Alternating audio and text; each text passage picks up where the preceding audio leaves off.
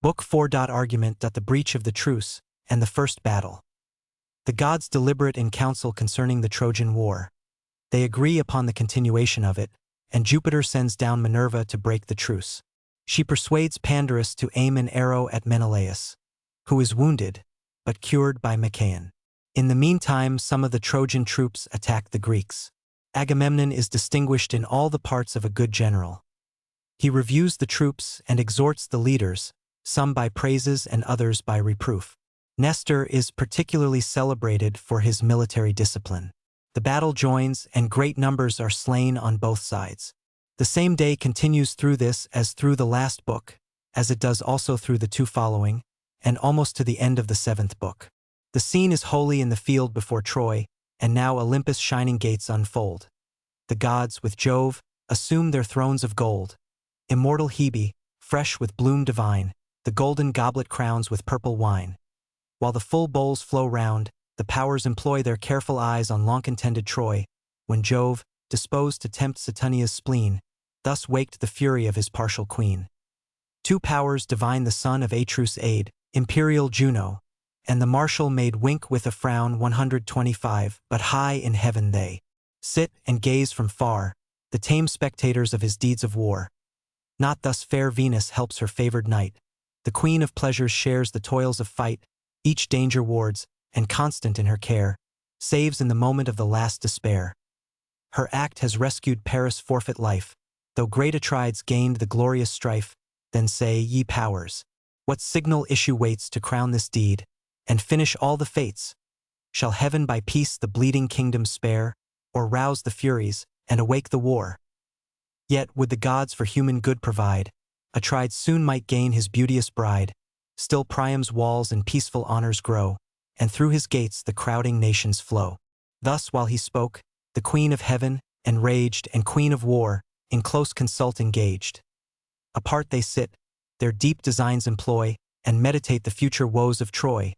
Though secret anger swelled Minerva's breast, the prudent goddess yet her wrath suppressed. But Juno, impotent of passion, broke her sullen silence, and with fury spoke. The counsel of the gods shall then, O tyrant of the ethereal reign, my schemes, my labors, and my hopes be vain. Have I, for this, shook Ilion with alarms, assembled nations, set two worlds in arms? To spread the war, I flew from shore to shore. The immortal coursers scarce the labor bored at length ripe vengeance o'er their heads impends. But Jove himself the faithless race defends. Loath as thou art to punish lawless lust, not all the gods are partial and unjust. The sire whose thunder shakes the cloudy skies, sighs from his inmost soul, and thus replies, O lasting rancor, O insatiate hate to Phrygia's monarch, and the Phrygian state. What high offense has fired the wife of Jove? Can wretched mortals harm the powers above, that Troy, and Troy's whole race thou wouldst confound, and yon fair structures level with the ground? Haste, leave the skies, fulfill thy stern desire, burst all her gates, and wrap her walls in fire. Let Priam bleed. If yet you thirst for more, bleed all his sons, and Ilion float with gore. To boundless vengeance the wide realm be given, till vast destruction glut the queen of heaven. So let it be, and Jove his peace enjoy. 126. When heaven no longer hears the name of Troy, but should this arm prepare to wreak our hate on thy loved realms, whose guilt demands their fate. Presume not thou the lifted bolt to stay, remember Troy, and give the vengeance way. For know, of all the numerous towns that rise beneath the rolling sun and starry skies, which gods have raised, or earth-born men enjoy, none stands so dear to Jove as sacred Troy, and mortals merit more distinguished grace than godlike Priam, or than Priam's race. Still to our name their hecatombs expire, and altars blaze with unextinguished fire. At this the goddess rolled her radiant eyes, then on the thunderer fixed them and replies, 3 towns are Juno's on the Grecian plains, more dear than all the extended earth contains, Mycenae, Argos, and the Spartan wall wink with a frown 127. These thou mayst raise, nor I forbid their fall. 'Tis not in me the vengeance to remove, the crime's sufficient that they share my love. Of power superior why should I complain? Resent I may, but must resent in vain. Yet some distinction Juno might require, sprung with thyself from one celestial sire, a goddess born, to share the realms above, and styled the consort of the thundering Jove. Nor thou a wife and sister's right deny, wink with a frown. 128. Let both consent, and both by terms comply. So shall the gods our joint decrees obey, and heaven shall act as we direct the way. See, ready Pallas waits thy high commands to raise in arms the Greek and Phrygian bands. Their sudden friendship by her arts may cease, and the proud Trojans first infringe the peace. The sire of men and monarch of the sky the advice approved, and bade Minerva fly, dissolve the league, and all her arts employ to make the breach the faithless act of Troy. Fired with the charge, she headlong urged her flight, and shot like lightning from Olympus' height as the red comet, from Saturnius sent to fright the nations with a dire portent, a fatal sign to armies on the plain, or trembling sailors on the wintry main. With sweeping glories glides along in air, and shakes the sparkles from its blazing hair. Frowny face. 129. Between both armies thus, in open sight shot the bright goddess in a trail of light. With eyes erect the gazing hosts admire the power descending, and the heavens on fire. The gods, they cried, the gods this signal sent, and fate now labors with some vast event. Jove seals the league or bloodier scenes prepares, Jove the great arbiter of peace and wars. They said, while Pallas through the Trojan throng, in shape immortal, passed disguised along. Like bold Laodicus, her course she bent, who from Antenor traced his high descent. Amidst the ranks Lycaon's son she found, the warlike Pandarus, for strength renowned, whose squadrons, led from black Aesepus' flood, 130 with flaming shields in martial circle stood to him the goddess. Phrygian, canst thou hear a well-timed counsel with a willing ear? What praise were thine, couldst thou direct thy dart, amidst his triumph to the Spartan's heart? What gifts from Troy, from Paris wouldst thou gain, thy country's foe, the Grecian glory slain? Then seize the occasion, dare the mighty deed, aim at his breast, and may that aim succeed. But first, to speed the shaft, address thy vow to Lycian Phoebus with the silver bow, and swear the firstlings of thy flock to pay, on Zelia's altars, to the god of day. 131. He heard, and madly at the motion pleased, his polished bow with hasty rashness seized. 'Twas formed of horn, and smoothed with artful toil. A mountain goat resigned the shining spoil, who pierced long since beneath his arrows bled. The stately quarry on the cliffs lay dead, and 16 palms his brow's large honors spread. The workmen joined, and shaped the bended horns, and beaten gold each taper point adorns. This, by the Greeks unseen, the warrior bends, screened by the shields of his surrounding friends. There meditates the mark, and couching low, fits the sharp arrow to the well-strung bow. 1 From 100 feathered deaths he chose, fated to wound, and cause of future woes. Then offers vows with hecatombs to crown Apollo's altars in his native town. Now with full force the yielding horn he bends, drawn to an arch and joins the doubling ends. Close to his breast he strains the nerve below, till the barbed points approach the circling bow. The impatient weapon whizzes on the wing, sounds the tough horn, and twangs the quivering string. But thee, Atrides, in that dangerous hour the gods forget not, nor thy guardian power. Pallas assists, and weakened in its force, diverts the weapon from its destined course. So from her babe, when slumber seals his eye, the watchful mother wafts the envenomed fly, just where his belt with golden buckles joined, where linen folds the double corslet lined, she turned the shaft, which, hissing from above, passed the broad belt and through the corslet drove. The folds it pierced, the plaited linen tore, and raised the skin, and drew the purple gourd at when some stately trappings are decreed to grace a monarch on his bounding steed. A nymph in Curia or Meonia bred, stains the pure ivory with a lively red. With equal luster various colors vie, the shining whiteness, and the Tyrian dye. So great Atrides, showed thy sacred blood, as down thy snowy thigh distilled the streaming flood. With horror seized, the king of men descried the shaft infixed, and saw the gushing tide. Nor less the Spartan feared, before he found the shining barb appear above the wound. Then, with a sigh that heaved his manly breast, the royal brother thus his grief expressed, and grasped his hand, while all the Greeks around with answering sighs returned the plaintive sound. "Oh, dear as life, did I for this agree the solemn truce, a fatal truce to thee. Wert thou exposed to all the hostile train, to fight for Greece, and conquer, to be slain. The race of Trojans in thy ruin join, and faith is scorned by all the perjured line. Not thus our vows, confirmed with wine and gore, those hands we plighted, and those oaths we swore, shall all be vain. When heaven's revenge is slow, Jove but prepares to strike the fiercer blow. The day shall come, that great avenging day, when Troy's proud glories in the dust shall lay, when Priam's powers and Priam's self shall fall, and one prodigious ruin swallow all that I see the god, already, from the pole bear his red arm, and bid the thunder roll. I see the Eternal all his fury shed, and shake his aegis o'er their guilty head. Such mighty woes on perjured princes wait. But thou, alas, deservest a happier fate.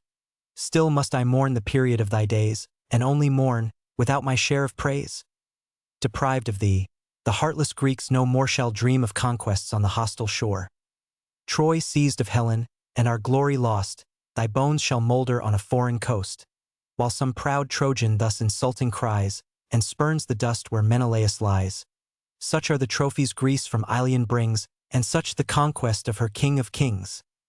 Lo, his proud vessels scattered o'er the main, and unrevenged, his mighty brother slain. Oh, ere that dire disgrace shall blast my fame, o'erwhelm me, earth, and hide a monarch's shame. He said, a leader's and a brother's fears possess his soul, which thus the Spartan cheers. Let not thy words the warmth of Greece abate. The feeble dart is guiltless of my fate. Stiff with the rich embroidered work around, my varied belt repelled the flying wound. To whom the king, my brother and my friend, thus, always thus, may heaven thy life defend. Now seek some skillful hand, whose powerful art may stanch the effusion, and extract the dart. Herald, be swift, and bid Machaon bring his speedy succor to the Spartan king. Pierced with a winged shaft, the deed of Troy, the Grecian's sorrow, and the Dardan's joy. With hasty zeal the swift Talthybius flies. Through the thick files he darts his searching eyes, and finds Machaon, where sublime he stands 132 in arms encircled with his native bands. Then thus, Machaon, to the king repair, his wounded brother claims thy timely care. Pierced by some Lycian or Dardanian bow, a grief to us, a triumph to the foe. The heavy tidings grieved the godlike man. Swift to his succor through the ranks he ran. The dauntless king yet standing firm he found, and all the chiefs in deep concern around, where to the steely point the reed was joined, the shaft he drew, but left the head behind straight the broad belt with gay embroidery graced, he loosed the corslet from his breast unbraced, then sucked the blood and sovereign balm infused, 133, which Chiron gave and Aesculapius used. While round the prince the Greeks employ their care, the Trojans rush tumultuous to the war.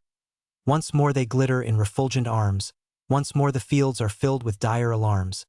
Nor had you seen the king of men appear confused, unactive or surprised with fear, but fond of glory with severe delight. His beating bosom claimed the rising fight, and no longer with his warlike steeds he stayed, or pressed the car with polished brass inlaid, but left Eurymedon the reins to guide. The fiery coursers snorted at his side. On foot through all the martial ranks he moves, and these encourages, and those reproves. Brave men, he cries, to such who boldly dare urge their swift steeds to face the coming war. Your ancient valor on the foes approve. Jove is with Greece, and let us trust in Jove. 'Tis not for us, but guilty Troy, to dread, whose crimes sit heavy on her perjured head. Her sons and matrons Greece shall lead in chains, and her dead warriors strew the mournful plains. Thus with new ardor he the brave inspires, or thus the fearful with reproaches fires. Shame to your country, scandal of your kind, born to the fate ye well deserve to find. Why stand ye gazing round the dreadful plain, prepared for flight, but doomed to fly in vain? Confused and panting thus, the hunted deer falls as he flies, a victim to his fear.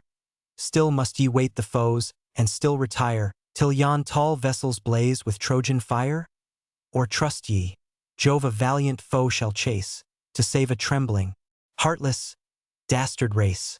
This said, he stalked with ample strides along, to Crete's brave monarch and his martial throng. High at their head he saw the chief appear, and bold Marians excite the rear. Did he this the king his generous joy expressed, and clasped the warrior to his armed breast. Divine Idomeneus, what thanks we owe to worth like thine? What praise shall we bestow? To thee the foremost honors are decreed, first in the fight and every graceful deed.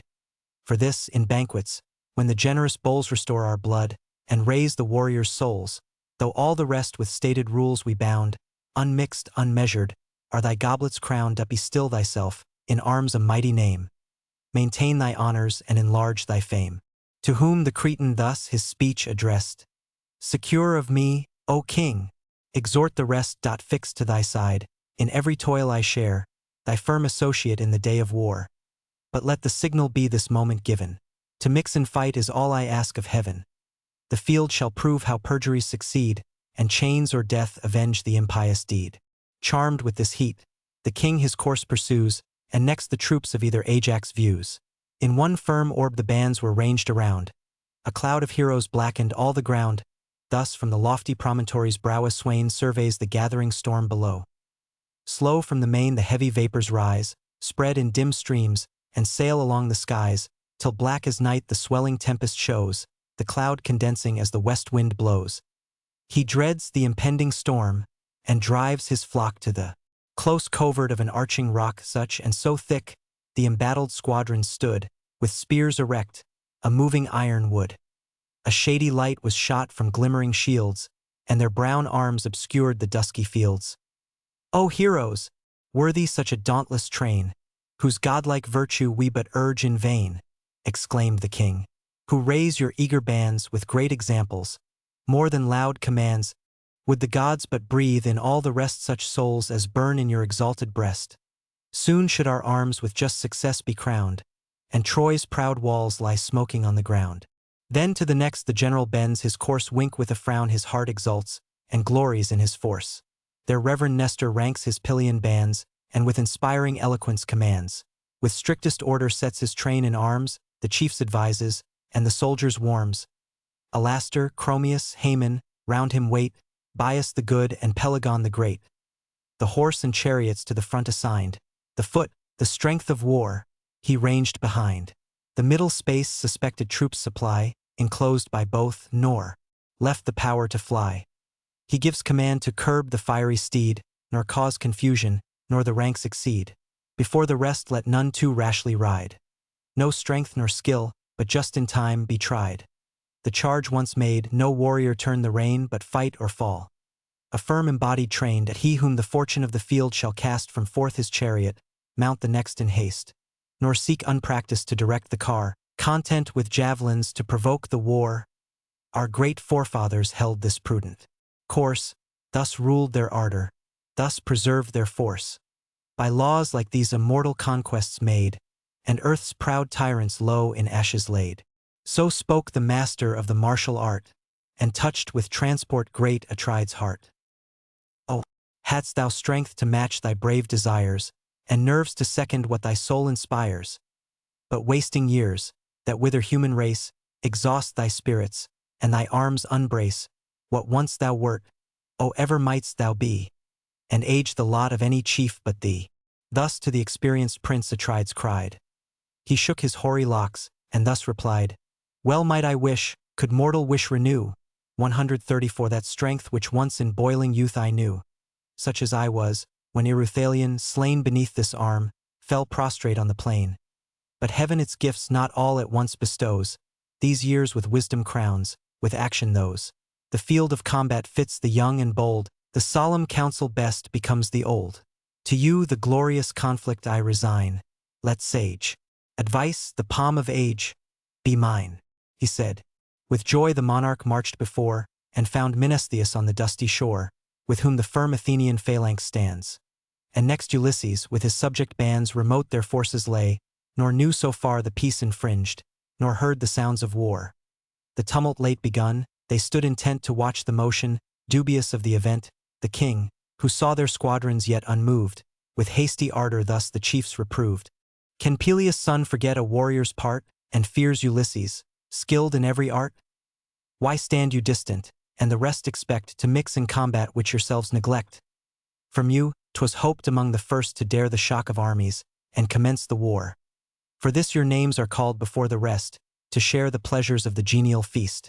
And can you, chiefs, without a blush survey whole troops before you laboring in the fray? Say, is it thus those honors you requite? The first in banquets, but the last in fight. Ulysses heard. The hero's warmth o'erspread his cheek with blushes, and severe he said, "Take back the unjust reproach.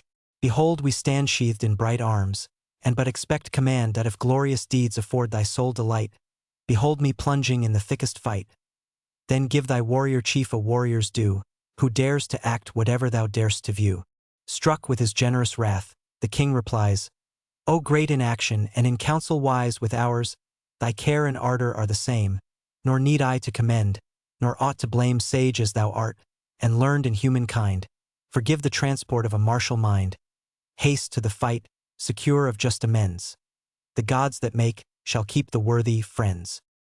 He said, and passed where great Tydides lay. His steeds and chariots wedged in firm array. Wink with a frown the warlike Sthenelus attends his side winky face.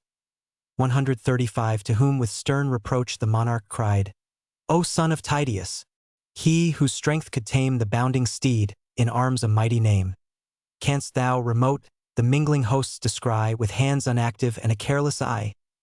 Not thus thy sire the fierce encounter feared. Still first in front the matchless prince appeared. What glorious toils, what wonders they recite, who viewed him laboring through the ranks of fight. I saw him once, when gathering martial powers, a peaceful guest, he sought Mycenaeus' towers. Armies he asked, and armies had been given. Not we denied, but Jove forbade from heaven, while dreadful comets glaring from afar, forewarned the horrors of the Theban war. 136 Next, sent by Greece from where Asopus flows, a fearless envoy, he approached the foes. Thebes' hostile walls unguarded and alone, dauntless he enters and demands the throne. The tyrant feasting with his chiefs he found, and dared to combat all those chiefs around. Dared, and subdued before their haughty lord. For Pallas strung his arm and edged his sword. Stung with the shame, within the winding way to bar his passage 50 warriors lay. 2 heroes led the secret squadron on, Mason the fierce and hardy Lycophon. Those 50 slaughtered in the gloomy vale, he spared but one to bear the dreadful tale. Such Tydeus was, and such his martial fire. Gods, how the son degenerates from the sire! No words the godlike Diomed returned, but heard respectful, and in secret burned. Not so fierce Capaneus' undaunted son. Stern as his sire, the boaster thus begun. "What needs, O monarch, this invidious praise, ourselves to lessen, while our sire you raise? Dare to be just, Atrides, and confess our value equal, though our fury less. With fewer troops we stormed the Theban wall, and happier saw the sevenfold city fall." 137 In impious acts the guilty father died. The sons subdued, for heaven was on their side. Far more than heirs of all our parents' fame, our glories darken their diminished name. To him Tydides thus, "My friend, forbear, suppress thy passion and the king revere. His high concern may well excuse this rage, whose cause we follow, and whose war we wage. His the first praise were Ilion's towers o'erthrown, and if we fail, the chief disgrace his own. Let him the Greeks to hardy toils excite, 'tis ours to labor in the glorious fight." He spoke, and ardent on the trembling ground sprung from his car. His ringing arms resound, dire was the clang, and dreadful from afar, of armed Tydides rushing to the ward as when the winds, ascending by degrees. 138 First move the whitening surface of the seas, the billows float in order to the shore, the wave behind rolls on the wave before. Till, with the growing storm, the deeps arise, foam o'er the rocks, and thunder to the skies, so to the fight the thick battalions throng. Shields urged on. Shields and men drove men along, sedate and silent move the numerous bands. No sound, no whisper, but the chief's commands, those only heard. With awe the rest obey, as if some god had snatched their voice away. Not so the Trojans. From their host ascends a general shout that all the region rends at when the fleecy flocks unnumbered stand in wealthy folds, and wait the milker's hand, the hollow valleys incessant bleating fills, the lambs reply from all the neighboring hills. Such clamors rose from various nations round, mixed was the murmur and confused the sound. Each host now joins, and each a god inspires, these Mars incites, and those Minerva fires, pale flight around, and dreadful terror reign. And discord raging bathes the purple plain. Discord, dire sister of the slaughtering power, small at her birth, but rising every hour, while scarce the skies her horrid head can bound, she stalks on earth, and shakes the world around. Wink with a frown. 139. the nations bleed. Where'er her steps she turns, the groan still deepens, and the combat burns, now shield, with helmet closed, to armor, lance to lance opposed, host against host with shadowy squadrons drew. The sounding darts in iron tempests flew, victors and vanquished joined promiscuous. Cries and shrilling shouts and dying groans arise. With streaming blood the slippery fields are dyed, and slaughtered heroes swell the dreadful tide as torrents roll, increased by numerous rills, with rage impetuous, down their echoing hills rush to the valleys, and poured along the plain, roar through 1,000 channels to the main. The distant shepherd trembling hears the sound. So mix both hosts, and so their cries rebound. The bold Antilochus the slaughter led, the first who struck a valiant Trojan, dead. At great Achepolis the lance arrives, raised his high crest, and through his helmet drives. Warmed in the brain the brazen weapon lies, and shades eternal settle o'er his eyes. So sinks a tower, that long assaults had stood of force and fire, its walls besmeared with blood him, the bold leader of the Abantian throng. 140 seized to despoil and dragged the corpse along. But while he strove to tug the inserted dart, Agenor's javelin reached the hero's heart. His flank, unguarded by his ample shield, admits the lance. He falls and spurns the field. The nerves, unbraced, support his limbs no more. The soul comes floating in a tide of gore. Trojans and Greeks now gather round the slain. The war renews, the warriors bleed again.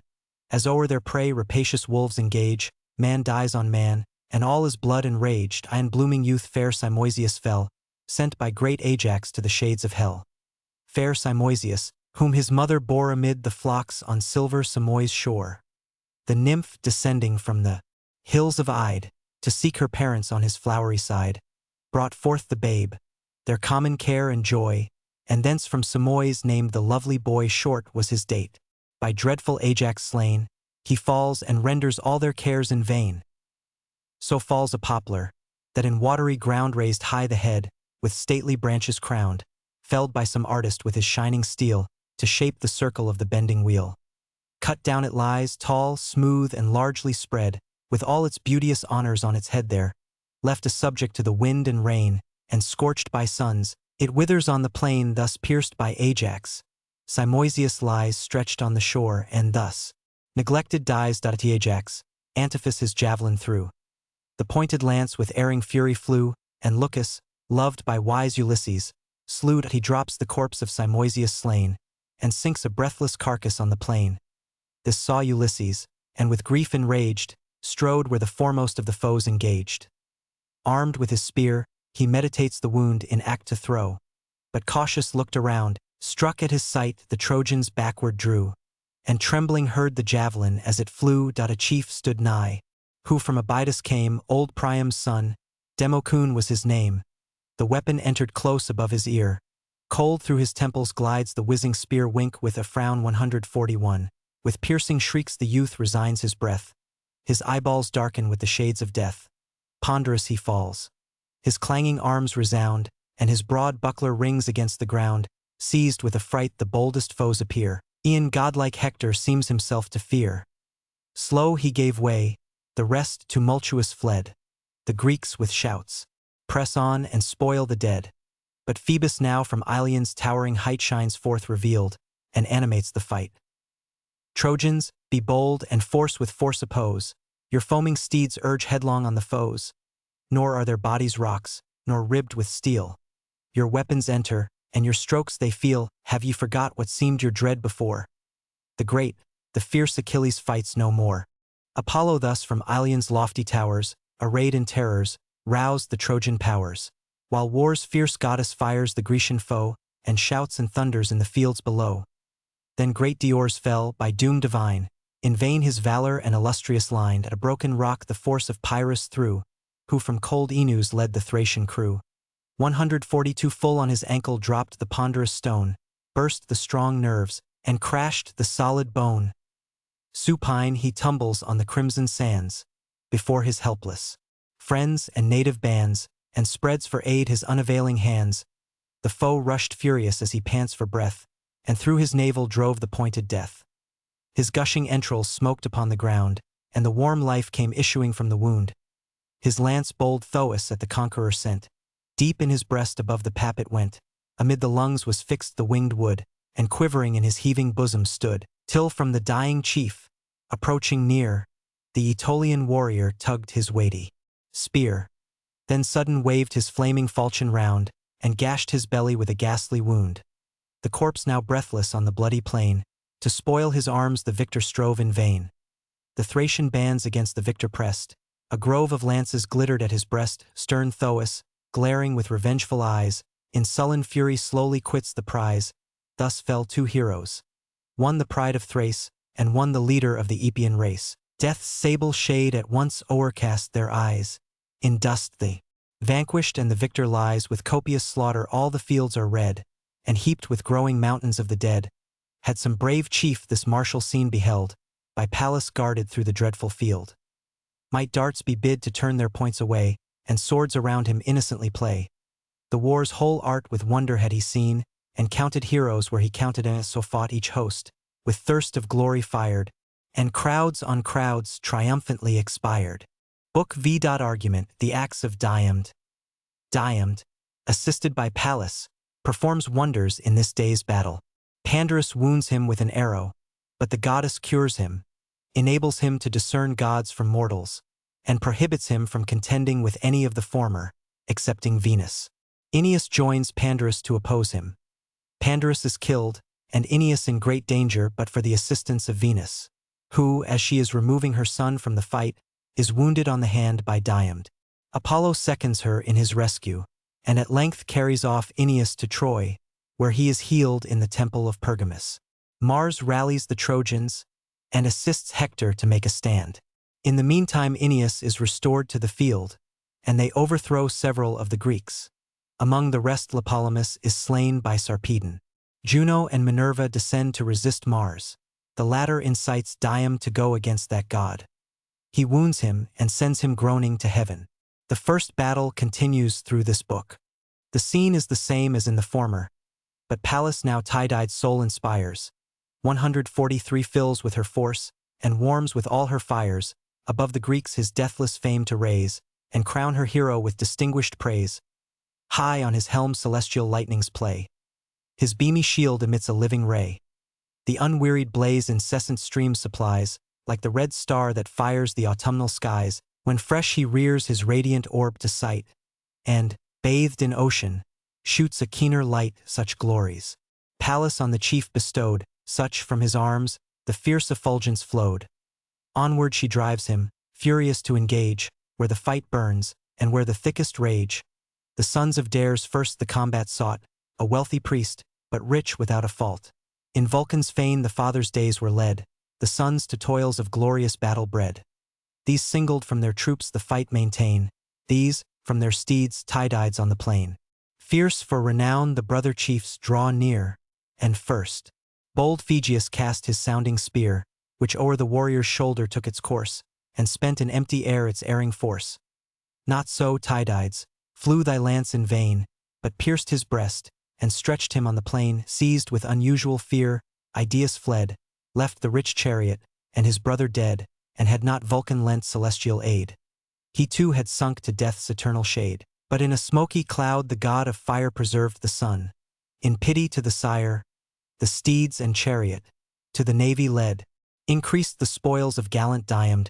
Struck with amaze and shame, the Trojan crew or slain or fled, the sons of Dares view, when by the blood-stained hand Minerva pressed to the god of battles, and this speech addressed: Stern power of war, by whom the mighty fall, who bathe in blood, and shake the lofty wall.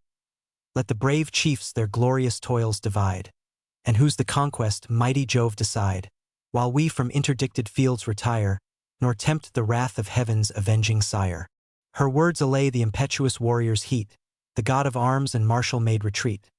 Removed from fight, on Xanthus' flowery bounds they sat, and listened to the dying sounds. Meantime, the Greeks the Trojan race pursue, and some bold chieftain every leader slew.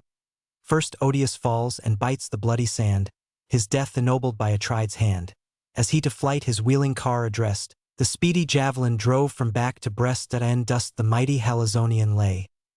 His arms resound, the spirit wings his way. Thy fate was next, O Festus, doomed to feel the great Idomeneus protended steel, whom Boreas sent, his son and only joy, from fruitful Tarn to the fields of Troy. The Cretan javelin reached him from afar, and pierced his shoulder as he mounts his car. Back from the car he tumbles to the ground, and everlasting shades his eyes surround. Then died Scamandrius, expert in the chase, in woods and wilds to wound the savage race.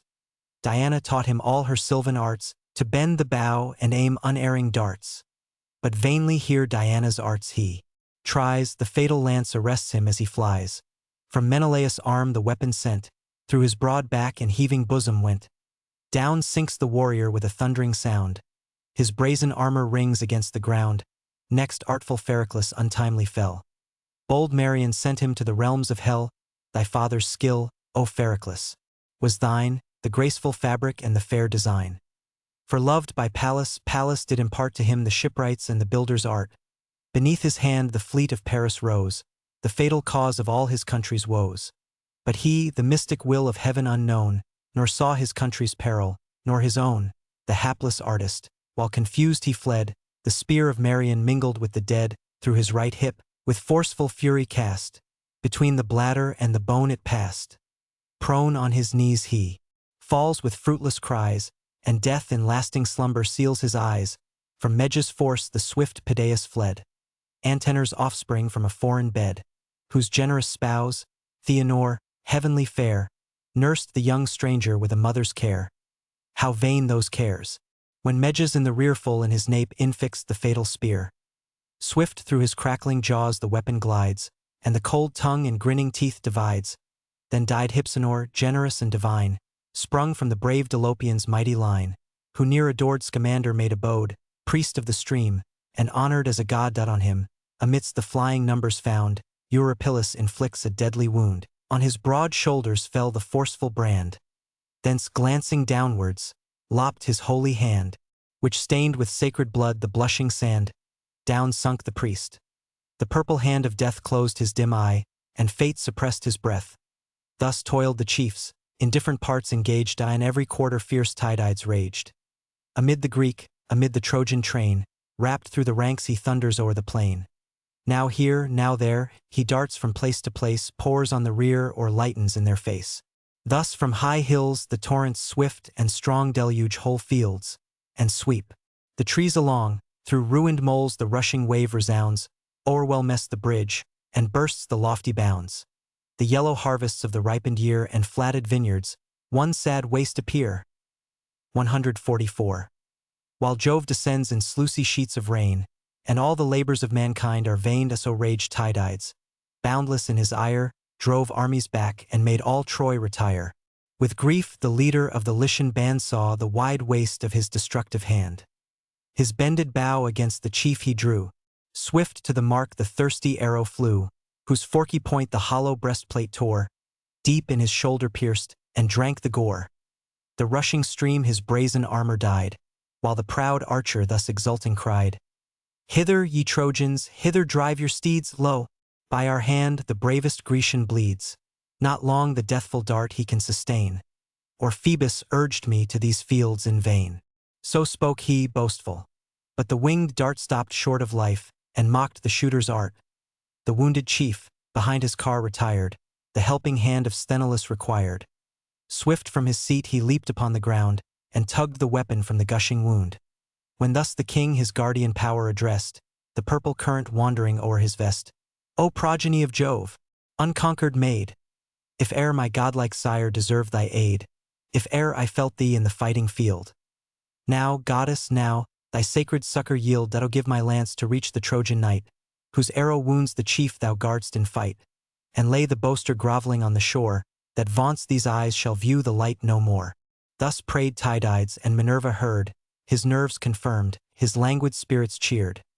He feels each limb with wonted vigor light, his beating bosom claimed the promised fight. "Be bold," she cried, "in every combat shine, war be thy province, thy protection mine. Rush to the fight, and every foe control. Wake each paternal virtue in thy soul. Strength swells thy boiling breast, infused by me, and all thy godlike father breathes in thee. Yet more, from mortal mists I purge thy eyes." 145 And set to view the warring deities, these see thou shun, through all the embattled plain. Nor rashly strive where human force is vain, that if Venus mingle in the martial band, her shalt thou wound, so Pallas gives command. With that, the blue-eyed virgin winged her flight. The hero rushed impetuous to the fight, with tenfold ardor now invades the plain, wild with delay, and more enraged by pain that on the fleecy flocks when hunger calls, amidst the field a brindled lion falls. If chance some shepherd with a distant dart the savage wound, he rouses at the smart, he foams, he roars. The shepherd dares not stay, but trembling leaves the scattering flocks a prey. Heaps fall on heaps. He bathes with blood the ground, then leaps, victorious o'er the lofty mound. Not with less fury stern Tydides flew, and 2 brave leaders at an instant slew. Astinus breathless fell, and by his side, his people's pastor, good Hypnor, died. Astinus' breast the deadly lance receives, Hypenor's shoulder his broad falchion cleaves. Those slain he left, and sprung with noble rage Abas and Polyidus to engage. Sons of Eurydamas, who, wise and old, could fate foresee and mystic dreams unfold. The youths returned not from the doubtful plain, and the sad father tried his arts in vain. No mystic dream could make their fates appear, though now determined by Tydides' spear. Young Xanthus next, and Thun felt his rage, the joy and hope of Phaenop's feeble age. Vast was his wealth, and these the only heirs of all his labors and a life of cares. Cold death o'ertakes them in their blooming years, and leaves the father unavailing tears. To strangers now descends his heapy store, the race forgotten, and the name no more point. 2 sons of Priam in one chariot ride, glittering in arms, and combat side by side. As when the lordly lion seeks his food where grazing heifers range the lonely wood, he leaps amidst them with a furious bound, bends their strong necks, and tears them to the ground. So from their seats the brother chiefs are torn, their steeds and chariot to the navy borne. With deep concern divine Aeneas viewed the foe prevailing, and his friends pursued. Through the thick storm of singing spears he flies, exploring Pandarus with careful eyes. At length, he found Lycaon's mighty son, to whom the chief of Venus' race begun. Where, Pandarus, are all thy honors now, thy winged arrows and unerring bow, thy matchless skill, thy yet unrivaled fame, and boasted glory of the Lycian name. O pierce that mortal, if we mortal call that wondrous force by which whole armies fall, or God incensed, who quits the distant skies to punish Troy for slighted sacrifice. Wink with a frown which, O avert from our unhappy state, for what so dreadful as celestial hate? Whoe'er he be, propitiate Jove with prayer. If man, destroy; if God, entreat to spare.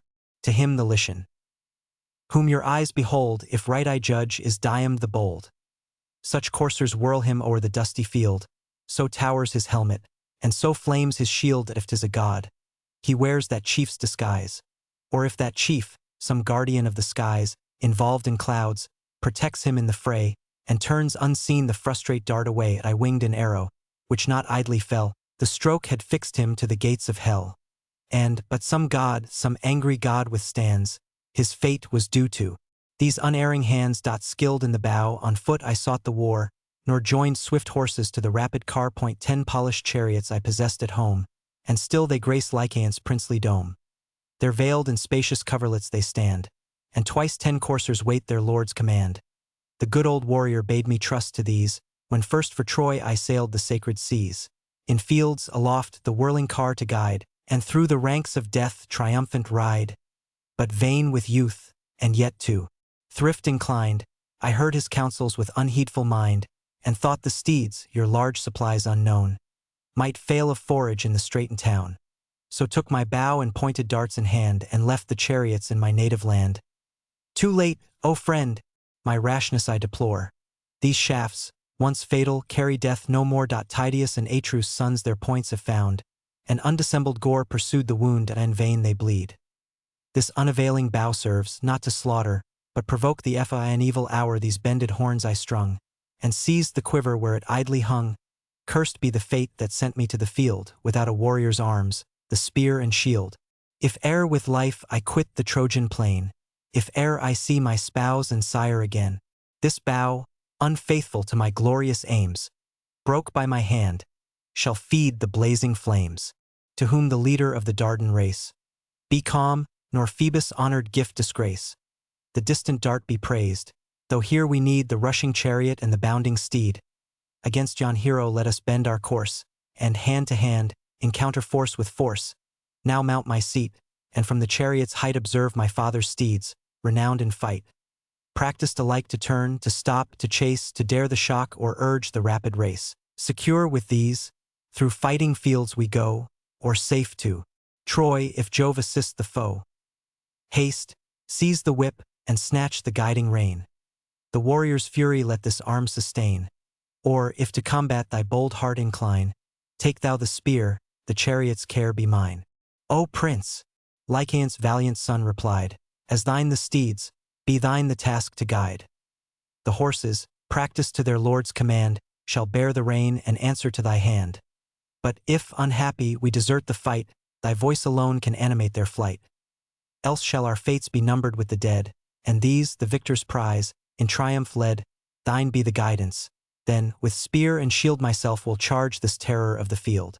And now both heroes mount the glittering car. The bounding coursers rush amidst the war. Their fierce approach bold Sthenelus espied, who thus, alarmed, to great Tydides cried, O friend, two chiefs of force immense I see, dreadful they come, and bend their rage on thee. Lo, the brave heir of old Lycaon's line, and great Aeneas, sprung from race divine. Enough is given to fame. Ascend thy car, and save a life, the bulwark of our war. At this the hero cast a gloomy look, fixed on the chief with scorn, and thus he spoke. Me dost thou bid to shun the coming fight? Me wouldst thou move to base inglorious flight? No, 'tis not honest in my soul to fear, nor was Tydides born to tremble here that I hate the cumbrous chariot's slow advance, and the long distance of the flying lance. But while my nerves are strong, my force entire, thus front the foe, and emulate my sire. Nor shall yon steeds, that fierce to fight convey those threatening heroes, bear them both away. One chief at least beneath this arm shall die, so Pallas tells me and forbids to fly. But if she dooms, and if no god withstand, that both shall fall by one victorious hand, then heed my words. My horses here detain, fixed to the chariot by the straitened rein. Swift to Aeneas' empty seat proceed, and seize the coursers of ethereal breed. The race of those which once the thundering god, 146, for ravished Ganymede on Tros bestowed. The best that e'er on earth's broad surface run beneath the rising or the setting sun. Hence great Anchises stole a breed unknown by mortal Mares from fierce Laomedon. For of this race his ample stalls contain, and to transport Aeneas o'er the plain. These, were the rich immortal prize our own, through the wide world should make our glory known. Thus while they spoke, the foe came furious on, and stern Lycaon's warlike race begun. Prince, thou art met, though late in vain assailed, the spear may enter where the arrow failed. He said, then shook the ponderous lance and flung. On his broad shield the sounding weapon rung, pierced the tough orb, and in his cuirass hung.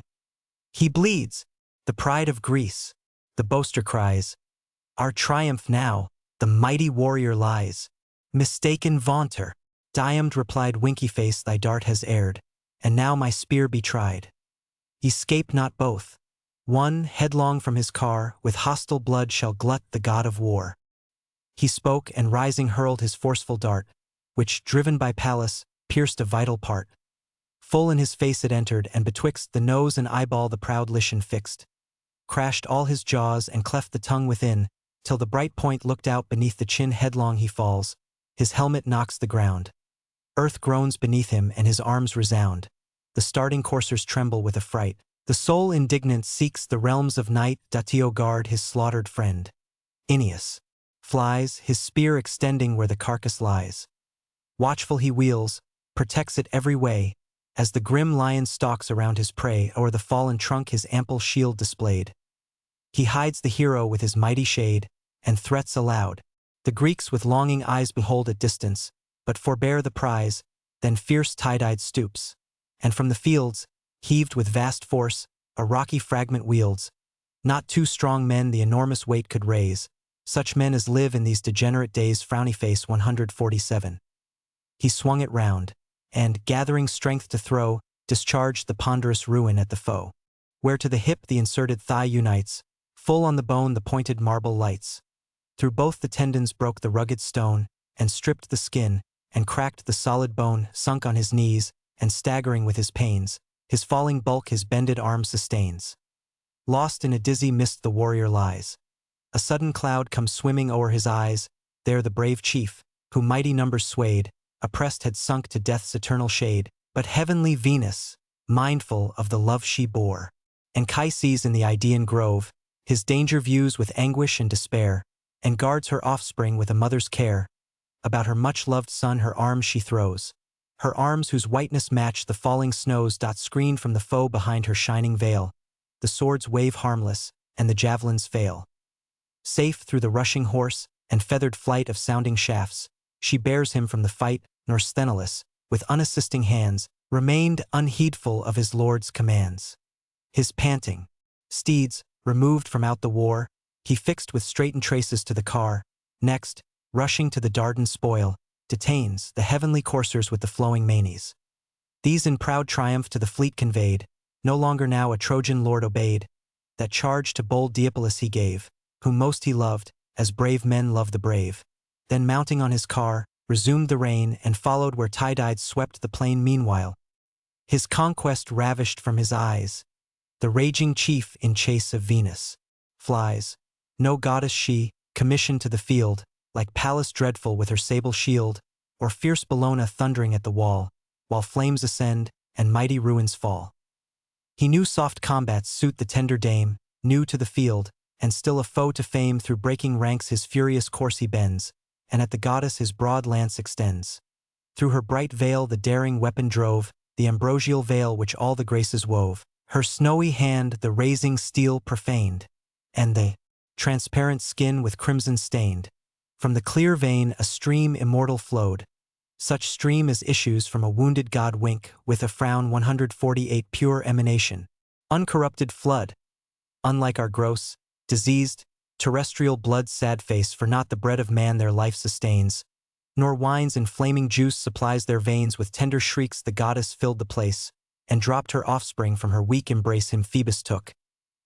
He casts a cloud around the fainting chief, and wards the mortal wound. Then with a voice that shook the vaulted skies, the king insults the goddess as she flies. Ill with Jove's daughter bloody fights agree, the field of combat is no scene for thee. Go, let thy own soft sex employ thy care. Go, lull the coward, or delude the fair. Taught by this stroke renounce the war's alarms, and learn to tremble at the name of arms. Tydides thus. The goddess, seized with dread, confused, distracted, from the conflict fled to aid her. Swift the winged Iris flew, wrapped in a mist above the warring crew. The queen of love with faded charms she found. Pale was her cheek, and livid looked the wound. At Mars, who sat remote, they bent their way. Far on the left with clouds involved he lay. Beside him stood his lance, disdained with gore, and reigned with gold. His foaming steeds before. Low at his knee, she begged with streaming eyes her brother's car, to mount the distant skies, and showed the wound by fierce Tydides given. A mortal man, who dares encounter heaven. Stern Mars attentive hears the queen complain, and to her hand commits the golden rein. She mounts the seat, oppressed with silent woe, driven by the goddess of the painted bow. The lash resounds, the rapid chariot flies, and in a moment scales the lofty skies. They stopped the car, and there the coursers stood, fed by fair Iris with ambrosial food. Before her mother, love's bright queen, appears, o'erwhelmed with anguish and dissolved in tears. She raised her in her arms, beheld her bleed, and asked what god had wrought this guilty deed. Venus, wounded in the hand, conducted by Iris to Amaris. Then she, this insult from no god I found, an impious mortal gave the daring wound. Behold the deed of haughty Diomed. 'Twas in the son's defense the mother bled. The war with Troy no more the Grecians wage, but with the gods, the immortal gods, engage. Dion then, thy wrongs with patience bear, and share those griefs inferior powers must share. Unnumbered woes mankind from us sustain, and men with woes afflict the gods again. The mighty Mars in mortal fetters bound, 149 and lodged in brazen dungeons underground, full 13 moons imprisoned roared in vain. Attis and Ephialtes held the chain, perhaps had perished had not Hermes' care stirred the groaning god to upper air. Great Juno's self has borne her weight of pain, the imperial partner of the heavenly reign. Amphitrion's son infixed the deadly dart, 150, and filled with anguish her immortal heart. Daedaean hell's grim king Alcides' power confessed. The shaft found entrance in his iron breast. To Jove's high palace for a cure he fled, pierced in his own dominions of the dead, where Paean, sprinkling heavenly balm around, assuaged the glowing pangs, and closed the wound.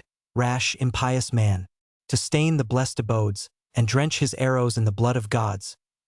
Otis and Ephialtes holding Mars captive. But thou, though Pallas urged thy frantic deed, whose spear ill-fated makes a goddess bleed, know thou, whoe'er with heavenly power contends, short is his date, and soon his glory ends. From fields of death when late he shall retire, no infant on his knees shall call him sire. Strong as thou art, some god may yet be found, to stretch thee pale and gasping on the ground. Thy distant wife, Aegiale the fair. 151. Starting from sleep with a distracted air, shall rouse thy slaves, and her lost lord deplore, the brave, the great, the glorious now no more. This said, she wiped from Venus' wounded palm the sacred ichor, and infused the balm. Juno and Pallas with a smile surveyed, and thus to Jove began the blue-eyed maid. Permit thy daughter, gracious Jove, to tell how this mischance the Cyprian queen befell, as late she tried with passion to inflame the tender bosom of a Grecian dame. Allured the fair with moving thoughts of joy, to quit her country for some youth of Troy. The clasping zone, with golden buckles bound, raised her soft hand with this lamented wound. The sire of gods and men superior smiled, and calling Venus, thus addressed his child. Not these, O daughter, are thy proper cares, thee milder arts befit and softer wars. Sweet smiles are thine, and kind endearing charms. To Mars and Pallas leave the deeds of arms. Thus they in heaven, while on the plain below the fierce Tydides charged his Dardan foe, flushed with celestial blood pursued his way, and fearless dared the threatening god of day. Already in his hopes he saw him killed, though screened behind Apollo's mighty shield. Thrice rushing furious, at the chief he strook. His blazing buckler thrice Apollo shook. He tried the fourth, when, breaking from the cloud, a more than mortal voice was heard aloud. O son of Tydeus, cease, be wise and see how vast the difference of the gods and thee. Distance immense, between the powers that shine above, eternal, deathless and divine, and mortal man, a wretch of humble birth, a short-lived reptile in the dust of earth. So spoke the god who darts celestial fires. He dreads his fury, and some steps retires. Then Phoebus bore the chief of Venus' race to Troy's high fane, and to his holy place. Latona there and Phoebe healed the wound, with vigor armed him, and with glory crowned. This done, the patron of the silver bow a phantom raised, the same in shape and show with great Aeneas. Such the form he bore, and such in fight the radiant arms he wore. Around the spectre bloody wars are waged, and Greece and Troy with clashing shields engaged. Meantime on Ilion's tower Apollo stood, and calling Mars, thus urged the raging god. Stern power of arms, by whom the mighty fall, who bathest in blood, and shakest the embattled wall, rise in thy wrath, to hell's abhorred abodes dispatch yon Greek, and vindicate the gods. First rosy Venus felt his brutal rage. Me next he charged, and dares all heaven engage. The wretch would brave high heaven's immortal sire, his triple thunder, and his bolts of fire. The god of battle issues on the plain, stirs all the ranks, and fires the Trojan train. In form like Acamas, the Thracian guide, enraged to Troy's retiring chiefs he cried, How long, ye sons of Priam, will ye fly, and unrevenged see Priam's people die? Still unresisted shall the foe destroy, and stretch the slaughter to the gates of Troy? Lo, brave Aeneas sinks beneath his wound, not godlike Hector more in arms renowned. Haste all, and take the generous warrior's part, that he said. New courage swelled each hero's heart. Sarpedon first his ardent soul expressed, and, turned to Hector, these bold words addressed. Say, chief, is all thy ancient valor lost? Where are thy threats, and where thy glorious boast, that propped alone by Priam's race should stand Troy's sacred walls, nor need a foreign hand? Now thy country calls her wonted friends, and the proud vaunt in just derision ends. Remote they stand while alien troops engage, like trembling hounds before the lion's rage. Far distant hence I held my wide command, where foaming Xanthus laves the Lycian land. With ample wealth, the wish of mortals, blessed, a beauteous wife, and infant at her breast. With those I left whatever dear could be, Greece, if she conquers, nothing wins from me. Yet first in fight my Lycian bands I cheer, and long to meet this mighty man ye fear. While Hector idle stands, nor bids the brave their wives, their infants, and their altars save. Haste, warrior, haste. Preserve thy threatened state, or one vast burst of all-involving fate full o'er your towers shall fall, and sweep away sons, sires, and wives, an undistinguished prey. Rouse all thy Trojans, urge thy aids to fight. These claim thy thoughts by day, thy watch by night. With force incessant the brave Greeks oppose. Such cares thy friends deserve, and such thy foes. Stung to the heart the generous Hector hears, but just reproof with decent silence bears. From his proud car the prince impetuous springs, on earth he leaps. His brazen armor rings point, two shining spears are brandished in his hands.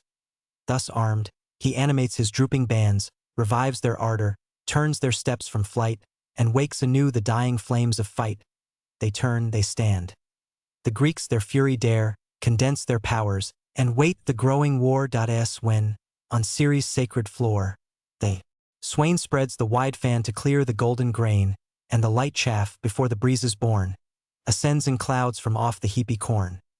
The gray dust, rising with collected winds, drives o'er the barn and whitens all the hinds.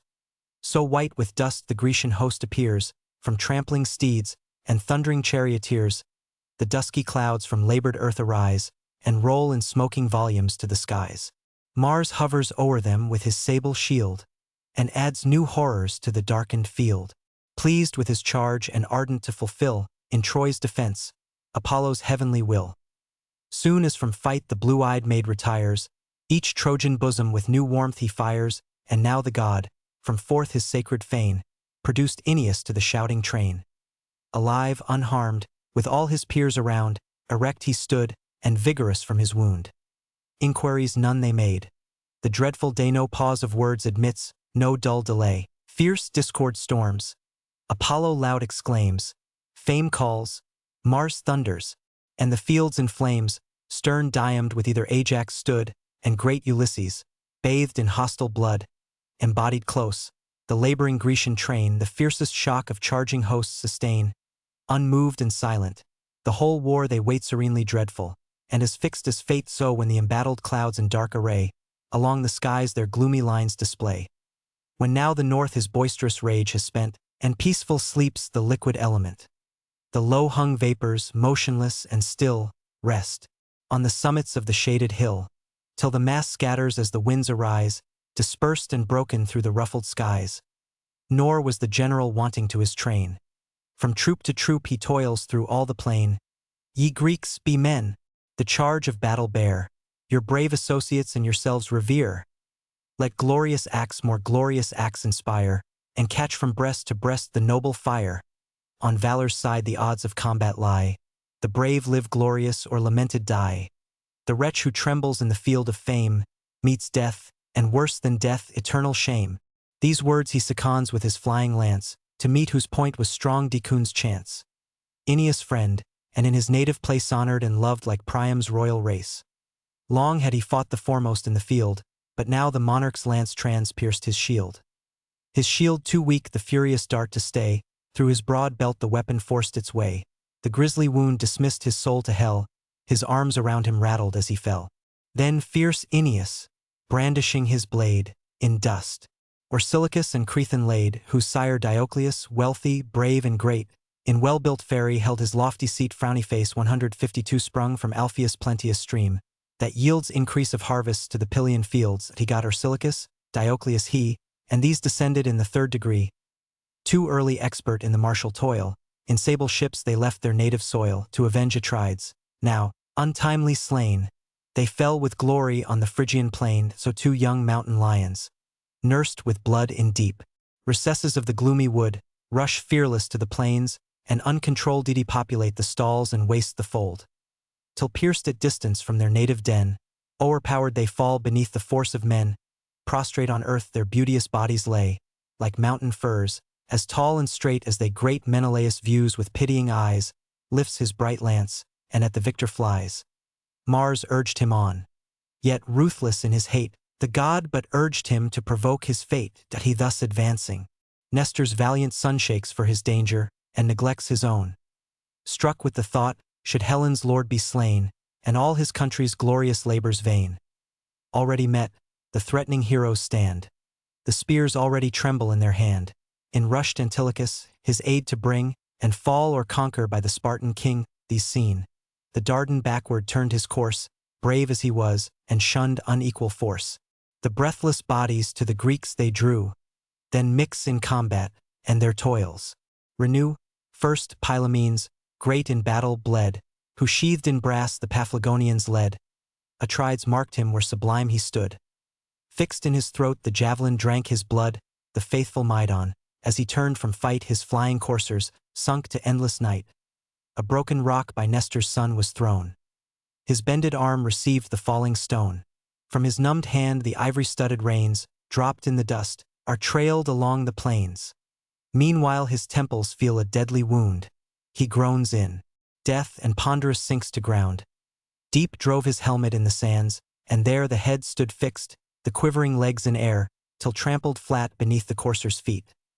The youthful victor mounts his empty seat, and bears the prize in triumph to the fleet. Great Hector saw, and raging at the view, pours on the Greeks. The Trojan troops pursue. He fires his host with animating cries, and brings along the furies of the skies, Mars, stern destroyer, and Bellona dread, flame in the front and thunder at their head. This swells the tumult and the rage of fight, that shakes a spear that casts a dreadful light. Where Hector marched, the god of battles shined, now stormed before him, and now raged behind. Tydides paused amidst his full career. Then first the hero's manly breast knew feared at when some simple swain his cot forsakes, and wide through fens an unknown journey takes. If chance a swelling brook his passage stay, and foam impervious cross the wanderer's way, confused he stops, a length of country past, eyes the rough waves, and tired returns at last. Amazed no less the great Tydides stands. He stayed, and turning thus addressed his bands. No wonder, Greeks, that all to Hector yield. Secure of favoring gods, he takes the field. His strokes they second, and avert our spears. Behold where Mars in mortal arms appears. Retire then, warriors, but sedate and slow. Retire, but with your faces to the foe. Trust not too much your unavailing might. 'Tis not with Troy, but with the gods ye fight. Now near the Greeks the black battalions drew, and first two leaders valiant Hector slew. His force Anchialus and Mnestheus found, in every art of glorious war renowned. In the same car the chiefs to combat ride, and fought united, and united died. Struck at the sight, the mighty Ajax glows with thirst of vengeance, and assaults the foes. His massy spear with matchless fury sent, through Amphius' belt and heaving belly went. Amphius Apessus happy soil possessed, with herds abounding, and with treasure blessed. But fate resistless from his country led the chief, to perish at his people's head. Shook with his fall his brazen armor rung, and fierce, to seize it, conquering Ajax sprung. Around his head an iron tempest reigned. A wood of spears his ample shield sustained. Beneath one foot the yet warm corpse he pressed, that propped alone by Priam's race should stand Troy's sacred walls, nor need a foreign hand. Now thy country calls her wonted friends, and the proud vaunt in just derision ends. Remote they stand while alien troops engage, like trembling hounds before the lion's rage. Far distant hence I held my wide command, where foaming Xanthus laves the Lycian land. With ample wealth, the wish of mortals, blessed, a beauteous wife, and infant at her breast. With those I left whatever dear could be. Greece, if she conquers, nothing wins from me. Yet first in fight my Lycian bands I cheer, and long to meet this mighty man ye fear. While Hector idle stands, nor bids the brave their wives, their infants, and their altars save. Haste, warrior, haste. Preserve thy threatened state, or one vast burst of all-involving fate full o'er your towers shall fall, and sweep away sons, sires, and wives, an undistinguished prey. Rouse all thy Trojans, urge thy aids to fight. These claim thy thoughts by day, thy watch by night. With force incessant the brave Greeks oppose. Such cares thy friends deserve, and such thy foes. Stung to the heart the generous Hector hears, but just reproof with decent silence bears. From his proud car the prince impetuous springs, on earth he leaps. His brazen armor rings point, 2 shining spears are brandished in his hands. Thus armed, he animates his drooping bands, revives their ardor, turns their steps from flight, and wakes anew the dying flames of fight. They turn, they stand. The Greeks their fury dare, condense their powers, and wait the growing war. As when, on Ceres' sacred floor, they Swain spreads the wide fan to clear the golden grain, and the light chaff, before the breezes born, ascends in clouds from off the heapy corn. The gray dust, rising with collected winds, drives o'er the barn and whitens all the hinds. So white with dust the Grecian host appears, from trampling steeds and thundering charioteers. The dusky clouds from labored earth arise, and roll in smoking volumes to the skies. Mars hovers o'er them with his sable shield, and adds new horrors to the darkened field. Pleased with his charge and ardent to fulfill, in Troy's defense, Apollo's heavenly will. Soon as from fight the blue-eyed maid retires, each Trojan bosom with new warmth he fires, and now the god, from forth his sacred fane, produced Aeneas to the shouting train. Alive, unharmed, with all his peers around, erect he stood, and vigorous from his wound. Inquiries none they made. The dreadful day no pause of words admits, no dull delay. Fierce discord storms. Apollo loud exclaims. Fame calls. Mars thunders. And the fields in flames, stern Diomed with either Ajax stood, and great Ulysses, bathed in hostile blood, embodied close. The laboring Grecian train the fiercest shock of charging hosts sustain. Unmoved and silent, the whole war they wait serenely dreadful, and as fixed as fate so when the embattled clouds in dark array, along the skies their gloomy lines display. When now the north his boisterous rage has spent, and peaceful sleeps the liquid element. The low-hung vapors, motionless and still, rest on the summits of the shaded hill, till the mass scatters as the winds arise, dispersed and broken through the ruffled skies. Nor was the general wanting to his train. From troop to troop he toils through all the plain. Ye Greeks, be men, the charge of battle bear, your brave associates and yourselves revere. Let glorious acts more glorious acts inspire, and catch from breast to breast the noble fire. On valor's side the odds of combat lie. The brave live glorious or lamented die. The wretch who trembles in the field of fame meets death, and worse than death, eternal shame. These words he seconds with his flying lance, to meet whose point was strong Deacun's chance. Aeneas' friend, and in his native place honored and loved like Priam's royal race. Long had he fought the foremost in the field, but now the monarch's lance pierced his shield. His shield too weak the furious dart to stay, through his broad belt the weapon forced its way. The grisly wound dismissed his soul to hell, his arms around him rattled as he fell.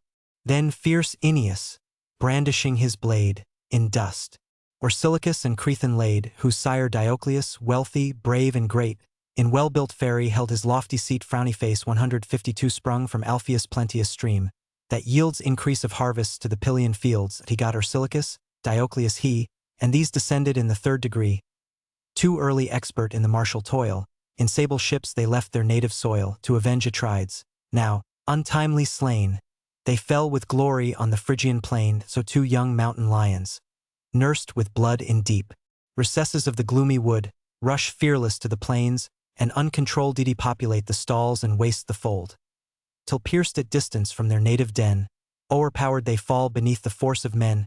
Prostrate on earth their beauteous bodies lay, like mountain firs, as tall and straight as they. Great Menelaus views with pitying eyes, lifts his bright lance, and at the victor flies. Mars urged him on, yet ruthless in his hate, the god but urged him to provoke his fate. That he thus advancing, Nestor's valiant son shakes for his danger, and neglects his own. Struck with the thought, should Helen's lord be slain, and all his country's glorious labors vain. Already met, the threatening heroes stand. The spears already tremble in their hand. In rushed Antilochus, his aid to bring, and fall or conquer by the Spartan king. These seen, the Dardan backward turned his course, brave as he was, and shunned unequal force. The breathless bodies to the Greeks they drew, then mix in combat, and their toils renew. First Pylaemenes, great in battle, bled, who sheathed in brass the Paphlagonians led. Atrides marked him where sublime he stood. Fixed in his throat the javelin drank his blood. The faithful Mydon, as he turned from fight his flying coursers, sunk to endless night. A broken rock by Nestor's son was thrown. His bended arm received the falling stone. From his numbed hand the ivory-studded reins, dropped in the dust, are trailed along the plains. Meanwhile his temples feel a deadly wound. He groans in death and ponderous sinks to ground. Deep drove his helmet in the sands, and there the head stood fixed, the quivering legs in air, till trampled flat beneath the courser's feet. The youthful victor mounts his empty seat, and bears the prize in triumph to the fleet. Great Hector saw, and raging at the view, pours on the Greeks. The Trojan troops pursue. He fires his host with animating cries, and brings along the furies of the skies, Mars, stern destroyer, and Bellona dread, flame in the front and thunder at their head. This swells the tumult and the rage of fight, that shakes a spear that casts a dreadful light. Where Hector marched, the god of battles shined, now stormed before him, and now raged behind. Tydides paused amidst his full career. Then first the hero's manly breast knew feared at us when some simple swain his cot forsakes, and wide through fens an unknown journey takes. If chance a swelling brook his passage stay, and foam impervious cross the wanderer's way, confused he stops, a length of country past, eyes the rough waves, and tired returns at last. Amazed no less the great Tydides stands. He stayed, and turning thus addressed his bands. No wonder, Greeks, that all to Hector yield. Secure of favoring gods, he takes the field. His strokes they second, and avert our spears. Behold where Mars in mortal arms appears. Retire then, warriors, but sedate and slow. Retire, but with your faces to the foe. Trust not too much your unavailing might. 'Tis not with Troy, but with the gods ye fight. Now near the Greeks the black battalions drew, and first 2 leaders valiant Hector slew. His force Anchialus and Nesthys found, in every art of glorious war renowned. In the same car the chiefs to combat ride, and fought united, and united died struck at the sight. The mighty Ajax glows with thirst of vengeance, and assaults the foes. His massy spear with matchless fury sent, through Amphius' belt and heaving belly went. Amphius Apessus happy soil possessed, with herds abounding, and with treasure blessed. But fate resistless from his country led the chief, to perish at his people's head. Shook with his fall his brazen armor rung, and fierce, to seize it, conquering Ajax sprung. Around his head an iron tempest reigned. A wood of spears his ample shield sustained. Beneath one foot the yet warm corpse he pressed, and drew his javelin from the bleeding breast. He could no more. The showering darts denied to spoil his glittering arms and plumy pride. Now foes on foes came pouring on the fields, with bristling lances and compacted shields. Till in the steely circle straightened round, forced he gives way, and sternly quits the ground. While thus they strive, Lipolymus the great, 153 urged by the force of unresisted fate, burns with desire Sarpedon's strength to prove. Alcides' offspring meets the son of Jove. Sheathed in bright arms each adverse chief came on. Jove's great descendant, and his greater son, prepared for combat. Ere the lance he tossed, the daring Rhodian vents his haughty boast. What brings this Lycian counselor so far, to tremble at our arms, not mix in war? Know thy vain self, nor let their flattery move, who style thee son of cloud-compelling Jove. How far unlike those chiefs of race divine, how vast the difference of their deeds and thine. Jove got such heroes as my sire, whose soul no fear could daunt, nor earth nor hell control. Troy felt his arm, and yon proud ramparts stand raised on the ruins of his vengeful hand. With 6 small ships, and but a slender train, he left the town a wide deserted plain.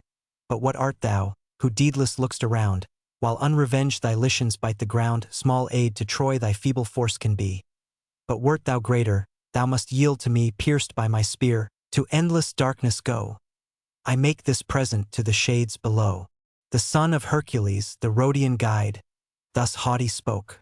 The Lycian king replied, Thy sire, O prince, o'erturned the Trojan state, whose perjured monarch well deserved his fate. Those heavenly steeds the hero sought so far, false he detained, the just reward of war, nor so content, the generous chief defied, with base reproaches and unmanly pride. But you, unworthy the high race you boast, shall raise my glory when thy own is lost. Now meet thy fate, and by Sarpedon slain, add one more ghost to Pluto's gloomy reign. He said, both javelins at an instant flew, both struck, both wounded, but Sarpedon slew. Full in the boaster's neck the weapon stood, transfixed his throat and drank the vital blood. The soul disdainful seeks the caves of night, and his sealed eyes forever lose the light. Yet not in vain, Lapolemus, was thrown thy angry lance, which piercing to the bone Sarpedon's thigh had robbed the chief of breath. But Jove was present and forbade the death. Borne from the conflict by his Lycian throng, the wounded hero dragged the lance along. His friends, each busied in his several part, through haste or danger, had not drawn the dart. The Greeks with slain Lapolemus retired, whose fall Ulysses viewed, with fury fired, doubtful if Jove's great son he should pursue, or pour his vengeance on the Lycian crew. But heaven and fate the first design withstand, nor this great death must grace Ulysses' hand. Minerva drives him on the Lycian train. Alastor, Cronius, Halius strewed the plain, Alcander, Prytanes, Nomen fell frowny face 154, and numbers more his sword had sent to hell, but Hector saw, and, furious at the sight, rushed terrible amidst the ranks of fight. With joy Sarpedon viewed the wished relief, and faint, lamenting, thus implored the chief. "O suffer not the foe to bear away my helpless corpse, an unassisted prey. If I, unblessed, must see my son no more, my much-loved consort, and my native shore, yet let me die in Ilion's sacred wall. Troy, in whose cause I fell, shall mourn my fall." He said, nor Hector to the chief replies, but shakes his plume, and fierce to combat flies. Swift as a whirlwind, drives the scattering foes, and dyes the ground with purple as he goes, beneath a beech Jove's consecrated shade, his mournful friends divine Sarpedon laid. Brave Pelagon, his favorite chief, was nigh, who wrenched the javelin from his sinewy thigh. The fainting soul stood ready-winged for flight, and o'er his eyeballs swam the shades of night. But Boreas, rising fresh, with gentle breath, recalled his spirit from the gates of death. The generous Greeks recede with tardy pace, though Mars and Hector thunder in their face. None turn their backs to mean ignoble flight, slow they retreat, and even retreating fight, who first, who last, by Mars and Hector's hand, stretched in their blood, lay gasping on the sand. Tenthras the great, Orestes the renowned for managed steeds, and Trechus pressed the ground. Next Oenomaus and Oenop's offspring died. Oresbius last fell groaning at their side. Oresbius, in his painted mitre gay, in fat Boeotia held his wealthy sway, where lakes surround low Hylias' watery plain. A prince and people studious of their gain. The carnage Juno from the skies surveyed, and touched with grief bespoke the blue-eyed maid. "O sight accursed! Shall faithless Troy prevail, and shall our promise to our people fail? How vain the word to Menelaus given by Jove's great daughter and the queen of heaven, beneath his arms that Priam's towers should fall, if warring gods forever guard the wall. Mars, red with slaughter, aids our hated foes. Haste, let us arm and force with force oppose." She spoke. Minerva burns to meet the war, and now heaven's empress calls her blazing Ardati her command rush forth the steeds divine. Rich with immortal gold their trappings shine, bright Hebe waits. By Hebe, ever young, the whirling wheels are to the chariot hung, on the bright axle turns the bidden wheel of sounding brass. The polished axle steel point 8 brazen spokes in radiant order flame. The circle's gold, of uncorrupted frame, such as the heavens produce. And round the gold 2 brazen rings of work divine were rolled, the bossy naves of soled silver shone. Braces of gold suspend the moving throne. The car, behind, an arching figure bore. The bending concave formed an arch before, silver the beam, the extended yoke was gold, and golden reins the immortal coursers hold herself, impatient, to the ready car, the coursers joins, and breathes revenge and war, Pallas disrobes. Her radiant veil untied, with flowers adorned, with art diversified. The labored veil her heavenly fingers wove, flows on the pavement of the court of Jove. Now heaven's dread arms her mighty limbs invest, Jove's cuirass blazes on her ample breast. Decked in sad triumph for the mournful field, o'er her broad shoulders hangs his horrid shield, dire, black, tremendous. Round the margin rolled, a fringe of serpents hissing guards the gold. Here all the terrors of grim war appear, here rages force, here tremble flight and fear, here stormed contention, and here fury frowned, and the dire orb portentous Gorgon crowned. The massy golden helm she next assumes, that dreadful nods with 4 o'ershadowing plumes. So vast, the broad circumference contains 100 armies on 100 plains. The goddess thus the imperial car ascends. Shook by her arm the mighty javelin bends, ponderous and huge, that when her fury burns, proud tyrants humbles, and whole hosts o'erturns, swift at the scourge the ethereal coursers fly, while the smooth chariot cuts the liquid sky. Heaven's gates spontaneous open to the powers. 155 heaven's golden gates, kept by the winged hours wink with a frown. 156. Commissioned in alternate watch they stand, the sun's bright portals and the sky's command. Involve in clouds the eternal gates of day, or the dark barrier roll with ease away. The sounding hinges ring on either side. The gloomy volumes, pierced with light, divide. The chariot mounts, where deep in ambient skies, confused, Olympus' 100 heads arise. Where far apart the thunderer fills his throne, o'er all the gods superior and alone. There with her snowy hand the queen restrains the fiery steeds, and thus to Jove complains, O sire, can no resentment touch thy soul? Can Mars rebel, and does no thunder roll? What lawless rage on yon forbidden plain?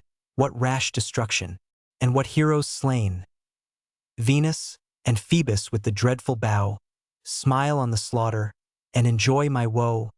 Mad, furious power, whose unrelenting mind no god can govern, and no justice bind. Say, mighty Father, shall we scourge this pride, and drive from fight the impetuous homicide? To whom assenting, thus the thunderer said, Go, and the great Minerva be thy aid. Tame the monster god Minerva knows, and oft afflicts his brutal breast with woes.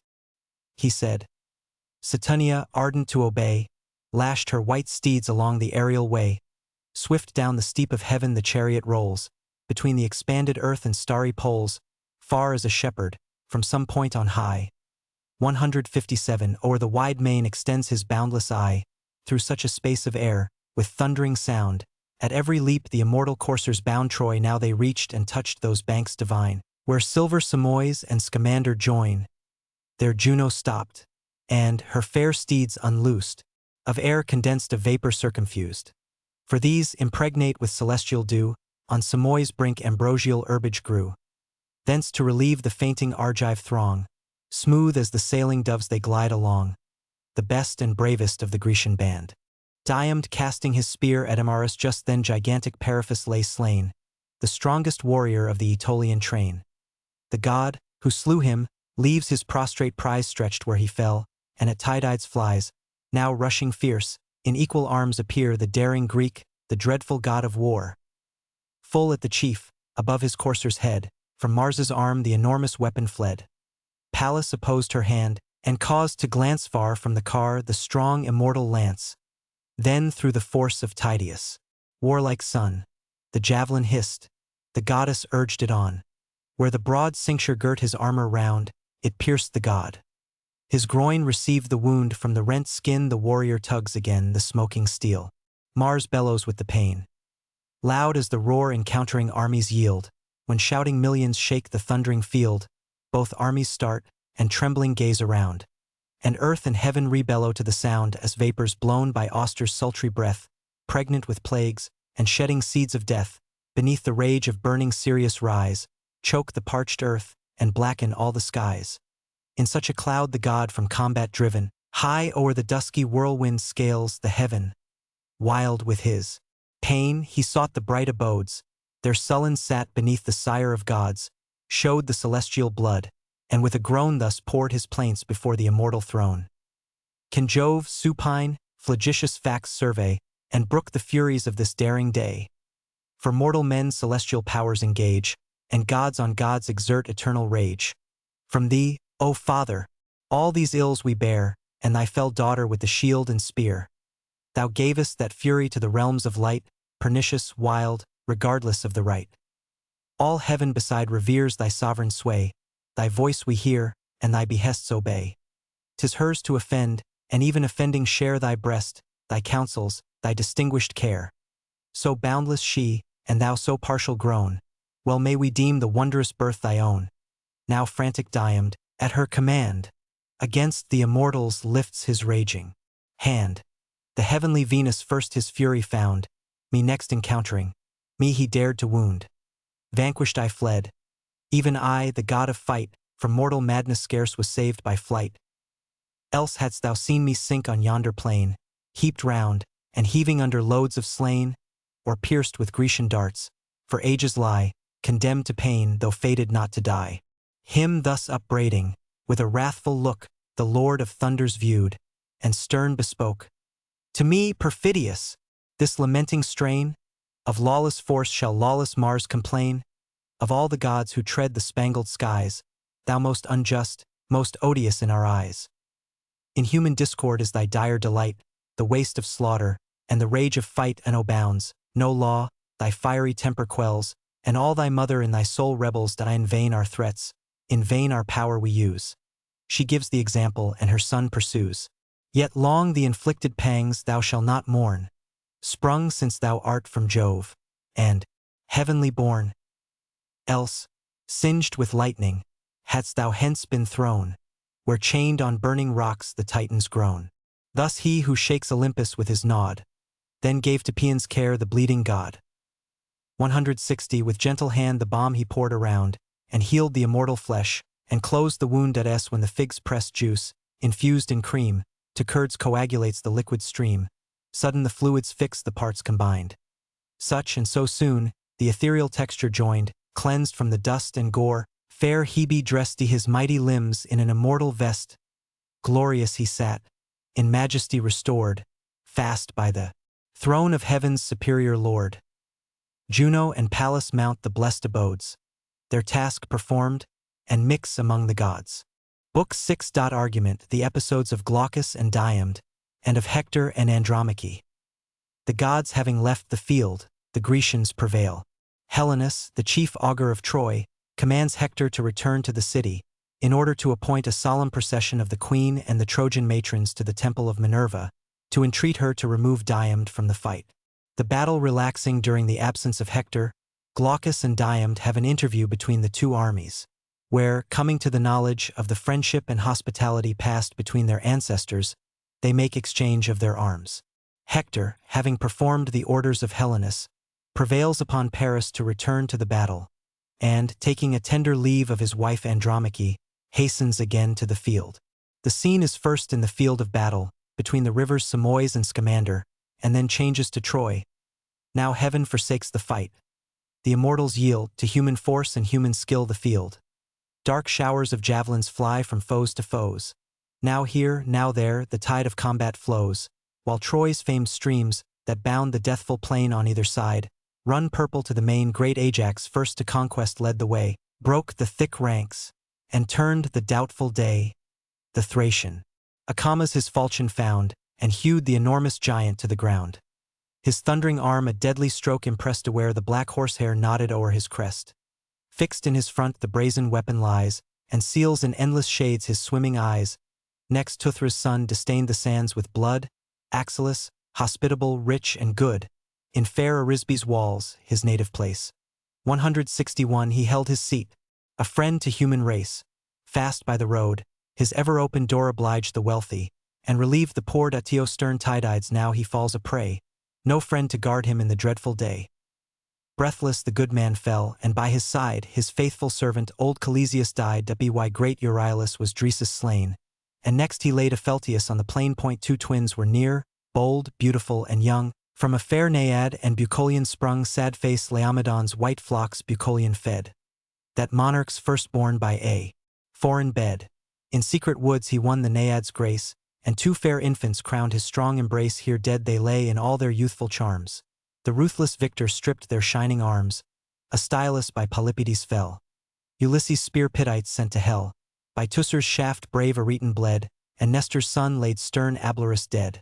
Great Agamemnon, leader of the brave, the mortal wound of rich Elatus gave, who held in Pedasus his proud abode. 162 And tilled the banks where silver Satnio flowed. Melanthius by Eurypylus was slain, and Phylacus from Leotus flies in vain. That unblessed Adrastus next at mercy lies, beneath the Spartan spear, a living prize, scared with the din and tumult of the fight. His headlong steeds, precipitate in flight, rushed on a tamarisk's strong trunk, and broke the shattered chariot from the crooked yoke. Wide o'er the field, resistless as the wind, for Troy they fly, and leave their lord behind prone on his face, he sinks beside the wheel. Atrides o'er him shakes his vengeful steel.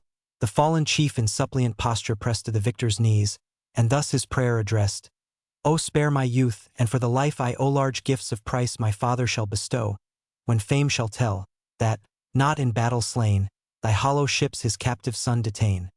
Rich heaps of brass shall in thy tent be told, 163, and steel well-tempered, and persuasive gold. He said. Compassion touched the hero's heart, he stood, suspended with the lifted dart. As pity pleaded for his vanquished prize, stern Agamemnon swift to vengeance flies, and, furious, thus, O impotent of mind! 164 shall these Atrides mercy find. Well hast thou known proud Troy's perfidious land, and well her natives merit at thy hand. Not one of all the race, nor sex, nor age, shall save a Trojan from our boundless rage. Ilion shall perish whole, and bury all. Her babes, her infants at the breast, shall fall wink with a frown. 165. A dreadful lesson of exampled fate, to warn the nations, and to curb the great. The monarch spoke, the words with warmth addressed, to rigid justice steeled his brother's breast, fierce from his knees the hapless chief he thrust. The monarch's javelin stretched him in the dust, then pressing with his foot his panting heart, forth from the slain he tugged the reeking dart old Nestor saw, and roused the warrior's rage. Thus, heroes, thus the vigorous combat wage. No son of Mars descend, for servile gains, to touch the booty, while a foe remains. Behold yon glittering host, your future spoil. First gain the conquest, then reward the toil. And now had Greece eternal fame acquired, and fright Troy within her walls, retired, had not sage Helenus her state redressed, taught by the gods that moved his sacred breast. Where Hector stood, with great Aeneas joined, the seer revealed the counsels of his mind. Ye generous chiefs, on whom the immortals lay the cares and glories of this doubtful day, on whom your aids, your country's hopes depend, wise to consult and active to defend. Here, at our gates, your brave efforts unite, turn back the routed, and forbid the flight, ere yet their wives' soft arms the cowards gain, the sport and insult of the hostile train. When your commands have heartened every band, ourselves, here fixed, will make the dangerous stand. Pressed as we are, and sore of former fight, these straits demand our last remains of might. Meanwhile thou, Hector, to the town retire, and teach our mother what the gods require. Direct the queen to lead the assembled train of Troy's chief matrons to Minerva's fane. Wink with a frown. 166. Unbar the sacred gates, and seek the power, with offered vows, in Ilion's topmost tower. The largest mantle her rich wardrobes hold, most prized for art, and labored o'er with gold, before the goddess honored knees be spread, and 12 young heifers to her altars led.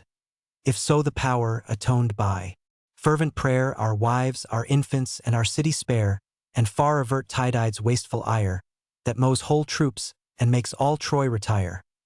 Not thus Achilles taught our hosts to dread, sprung though he was from more than mortal bed. Not thus resistless ruled the stream of fight, in rage unbounded, and unmatched in might. Hector obedient heard, and, with a bound, leaped from his trembling chariot to the ground. Through all his host inspiring force he flies, and bids the thunder of the battle rise. With rage recruited the bold Trojans glow, and turn the tide of conflict on the foe. Fierce in the front he shakes 2 dazzling spears. All Greece recedes, and midst her triumphs fears. Some god, they thought, who ruled the fate of wars, shot down avenging from the vault of stars. Then thus aloud: Ye dauntless Dardans, hear, and you whom distant nations send to war, be mindful of the strength your fathers bore. Be still yourselves, and Hector asks no more. 1 hour demands me in the Trojan wall, to bid our altars flame and victims fall. Nor shall, I trust, the matron's holy train, and reverend elders, seek the gods in vain. This said, with ample strides the hero passed, the shield's large orb behind his shoulder cast, his neck o'ershading to his ankle hung, and as he marched the brazen buckler rung. Now paused the battle, godlike Hector gone, 167, where daring Glaucus and great Tydeus' son between both armies met. The chiefs from far observed each other, and had marked for war. Near as they drew, Tydides thus began: What art thou, boldest of the race of man? Our eyes till now that aspect ne'er beheld, where fame is reaped, amid the embattled field. Yet far before the troops thou dar'st appear, and meet a lance the fiercest heroes fear. Unhappy they, and born of luckless sires, who tempt our fury when Minerva fires. But if from heaven celestial thou descend, know with immortals we no more contend. Not long Lycurgus viewed the golden light, that daring man who mixed with gods in fight. Bacchus, and Bacchus' votaries, he drove with brandished steel from Nyssa's sacred grove. Their consecrated spears lay scattered round, with curling vines and twisted ivy bound. While Bacchus headlong sought the briny flood, and Thetis' arms received the trembling god, nor failed the crime the immortals' wrath to move wink with a frown the immortals blessed with endless ease above winky face deprived of sight by their avenging doom. Cheerless he breathed, and wandered in the gloom, then sunk unpitied to the dire abodes, a wretch accursed, and hated by the gods. I brave not heaven, but if the fruits of earth sustain thy life, and human be thy birth, bold as thou art, too prodigal of breath, approach, and enter the dark gates of death. What, or from whence I am, or who my sire, replied the chief, can Tydeus' son inquire?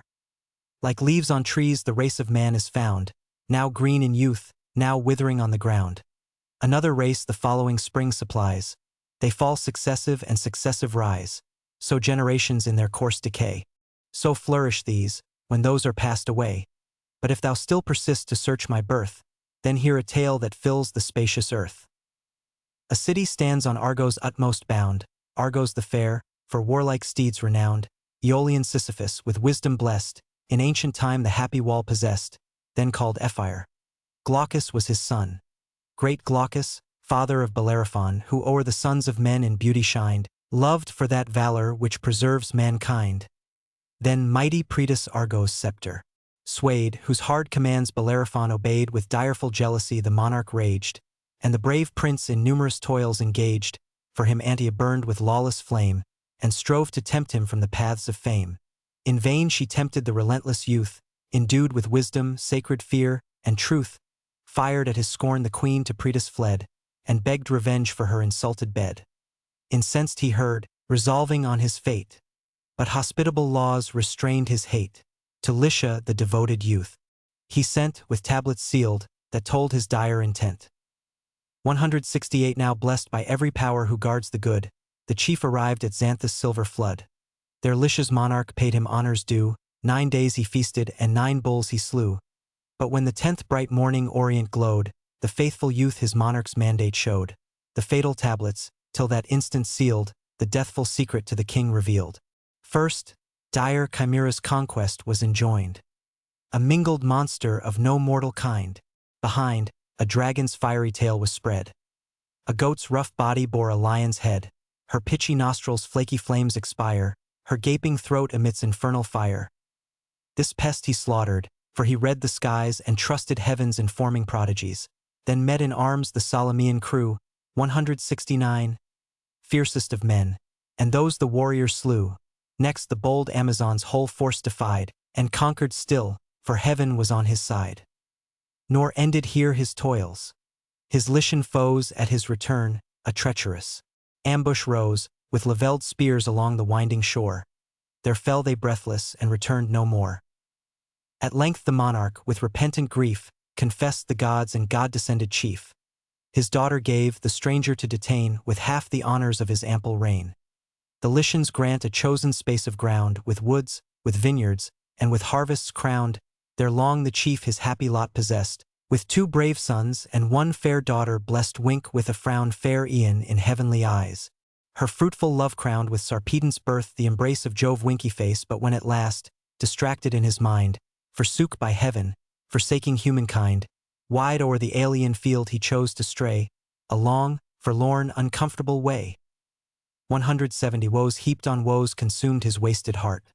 His beauteous daughter fell by Phoebe's dart. His eldest born by raging Mars was slain, in combat on the Salamian plain. Hippolochus survived. From him I came, the honored author of my birth and name. By his decree I sought the Trojan town. By his instructions learned to win renown, to stand the first in worth as in command, to add new honors to my native land, before my eyes my mighty sires to place, and emulate the glories of our race. He spoke, and transport filled Tydide's heart. In earth the generous warrior fixed his dart, then friendly, thus the Lycian prince addressed, "Welcome, my brave hereditary guest. Thus ever let us meet with kind embrace, nor stain the sacred friendship of our race. No, chief, our grandsires have been guests of old. Ennius the strong, Bellerophon the bold. Our ancient seat his honored presence graced, where 20 days in genial rites he passed. The parting heroes mutual presents left. A golden goblet was thy grandsire's gift. Ennius a belt of matchless work bestowed, that rich with Tyrian dye refulgent glowed. This from his pledge I learned, which, safely stored among my treasures, still adorns my board. For Tydeus left me young, when Thebes' wall beheld the sons of Greece untimely fall. Mindful of this, in friendship let us join. If heaven our steps to foreign lands incline, my guest in Argos thou, and I in Lycia thine, enough of Trojans to this lance shall yield, in the full harvest of yon ample field. Enough of Greeks shall dye thy spear with gore, but thou and Diamd be foes no more. Now change we arms, and prove to either host we guard the friendship of the line we boast." Thus having said, the gallant chiefs alight, their hands they join, their mutual faith they plight. Brave Glaucus then each narrow thought resigned, Jove warmed his bosom and enlarged his mind. For Diam's brass arms of mean device, for which 9 oxen paid, a vulgar price. He gave his own, of gold divinely wrought, 170 beeves the shining purchase bought. Meantime the guardian of the Trojan state, great Hector, entered at the Scaean gate.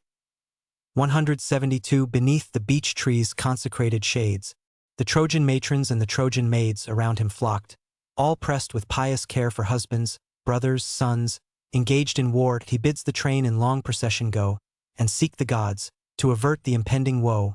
And now to Priam's stately courts he came, riced on arched columns of stupendous frame.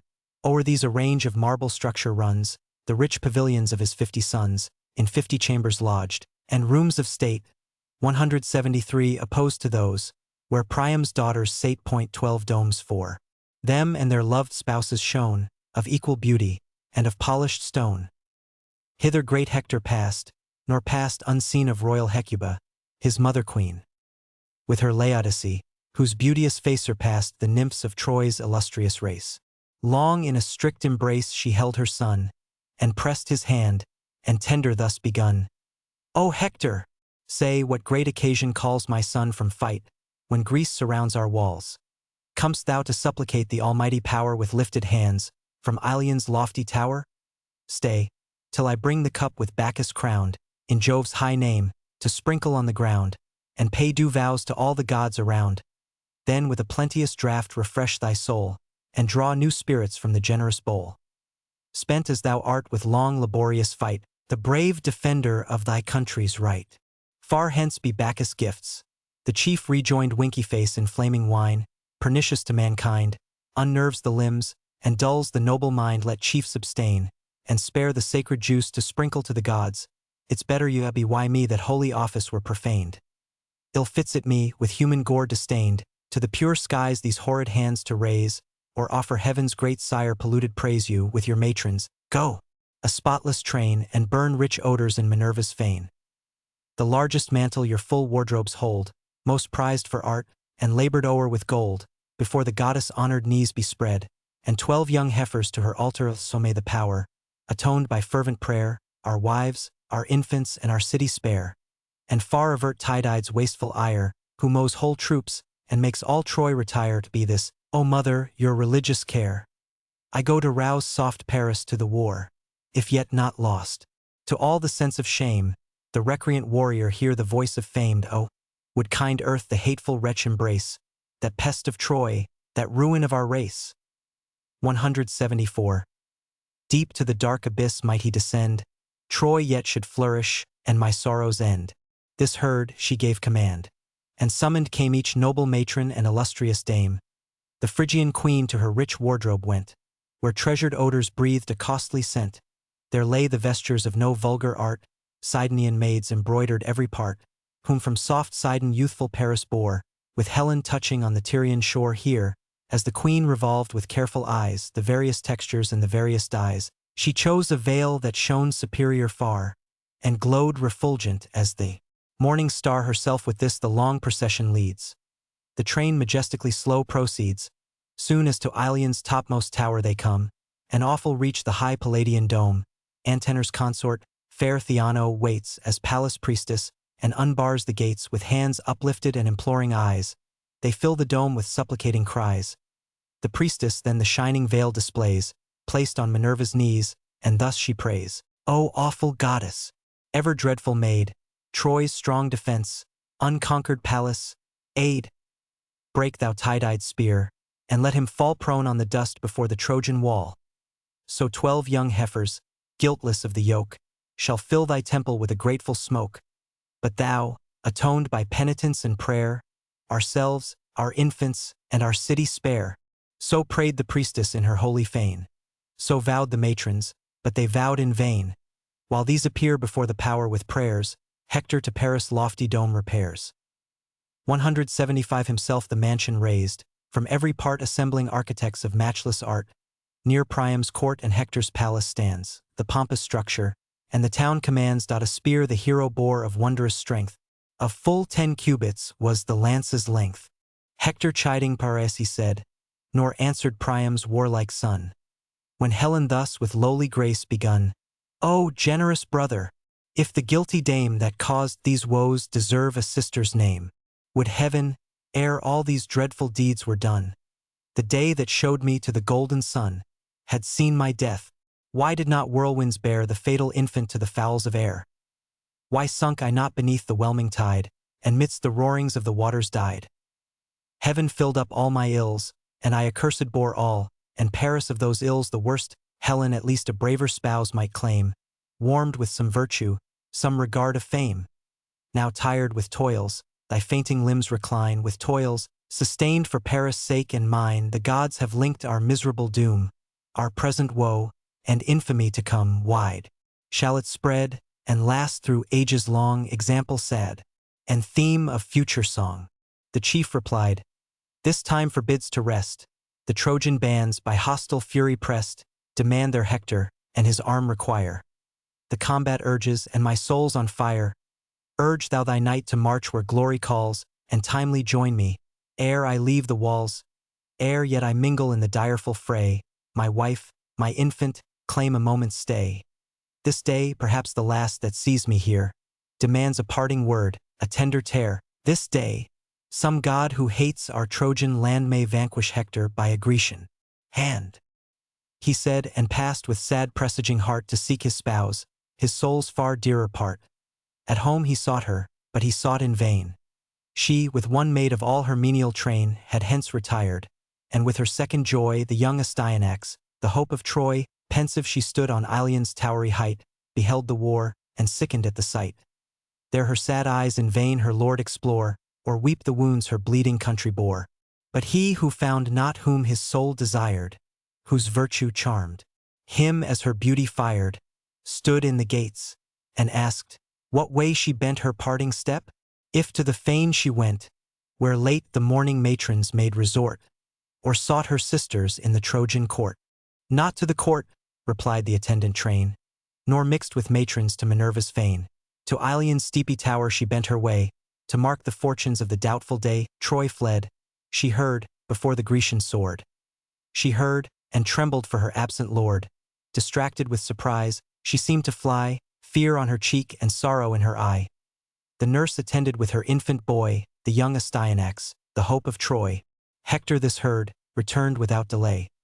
Swift through the town he trod his former way, through streets of palaces and walks of state, and met the mourner at the Scaean gate. With haste to meet him sprung the joyful fair. His blameless wife, Aetion's wealthy heir, Cilician Thebe great Aetion swayed, and Hippoplicus wide extended shade. The nurse stood near, in whose embraces pressed, his only hope hung smiling at her breast, whom each soft charm and early grace adorn, fair as the newborn star that gilds the morn. To Io this loved infant Hector gave the name Scamandrius, from Scamander's honored stream. Astyanax the Trojans called the boy, from his great father, the defense of Troy. Silent the warrior smiled, and pleased resigned to tender passions all his mighty mind. His beauteous princess cast a mournful look, hung on his hand, and then dejected spoke. Her bosom labored with a boding sigh, and the big tears stood trembling in her eye at the meeting of Hector and Andromache. too daring prince? Ah, whither dost thou run? Ah, too forgetful of thy wife and son, and think'st thou not how wretched we shall be, a widow I, a helpless orphan he? For sure such courage length of life denies, and thou must fall, thy virtues sacrifice. Greece and her single heroes strove in vain. Now hosts oppose thee, and thou must be slain. That, O grant me, gods, ere Hector meets his doom, all I can ask of heaven, an early tomb. So shall my days in one sad tenor run, and end with sorrows as they first begun. That no parent now remains my griefs to share, no father's aid, no mother's tender care. The fierce Achilles wrapped our walls in fire, laid Thebe waste, and slew my warlike sire. His fate compassion in the victor bred. Stern as he was, he yet revered the dead, his radiant arms preserved from hostile spoil, and laid him decent on the funeral pile. Then raised a mountain where his bones were burned, the mountain nymphs the rural tomb adorned. Jove's sylvan daughters bade their elms bestow a barren shade, and in his honor grow. By the same arm my 7 brave brothers fell. In one sad day beheld the gates of hell, while the fat herds and snowy flocks they fed, amid their fields the hapless heroes bled. My mother lived to wear the victor's bands, the queen of Hippoplacia's sylvan lands. Redeemed too late, she scarce beheld again her pleasing empire and her native plain, when oppressed by life-consuming woe, she fell a victim to Diana's bow.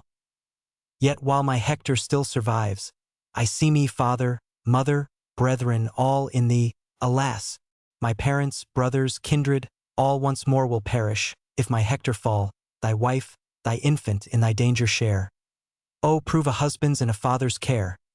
That quarter most the skillful Greeks annoy, where yon wild fig trees join the wall of Troy. Thou from this tower defend the important post.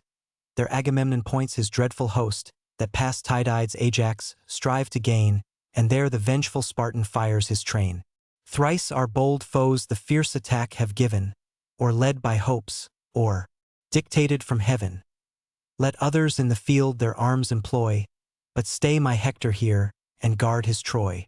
The chief replied, that post shall be my care, not that alone, but all the works of war.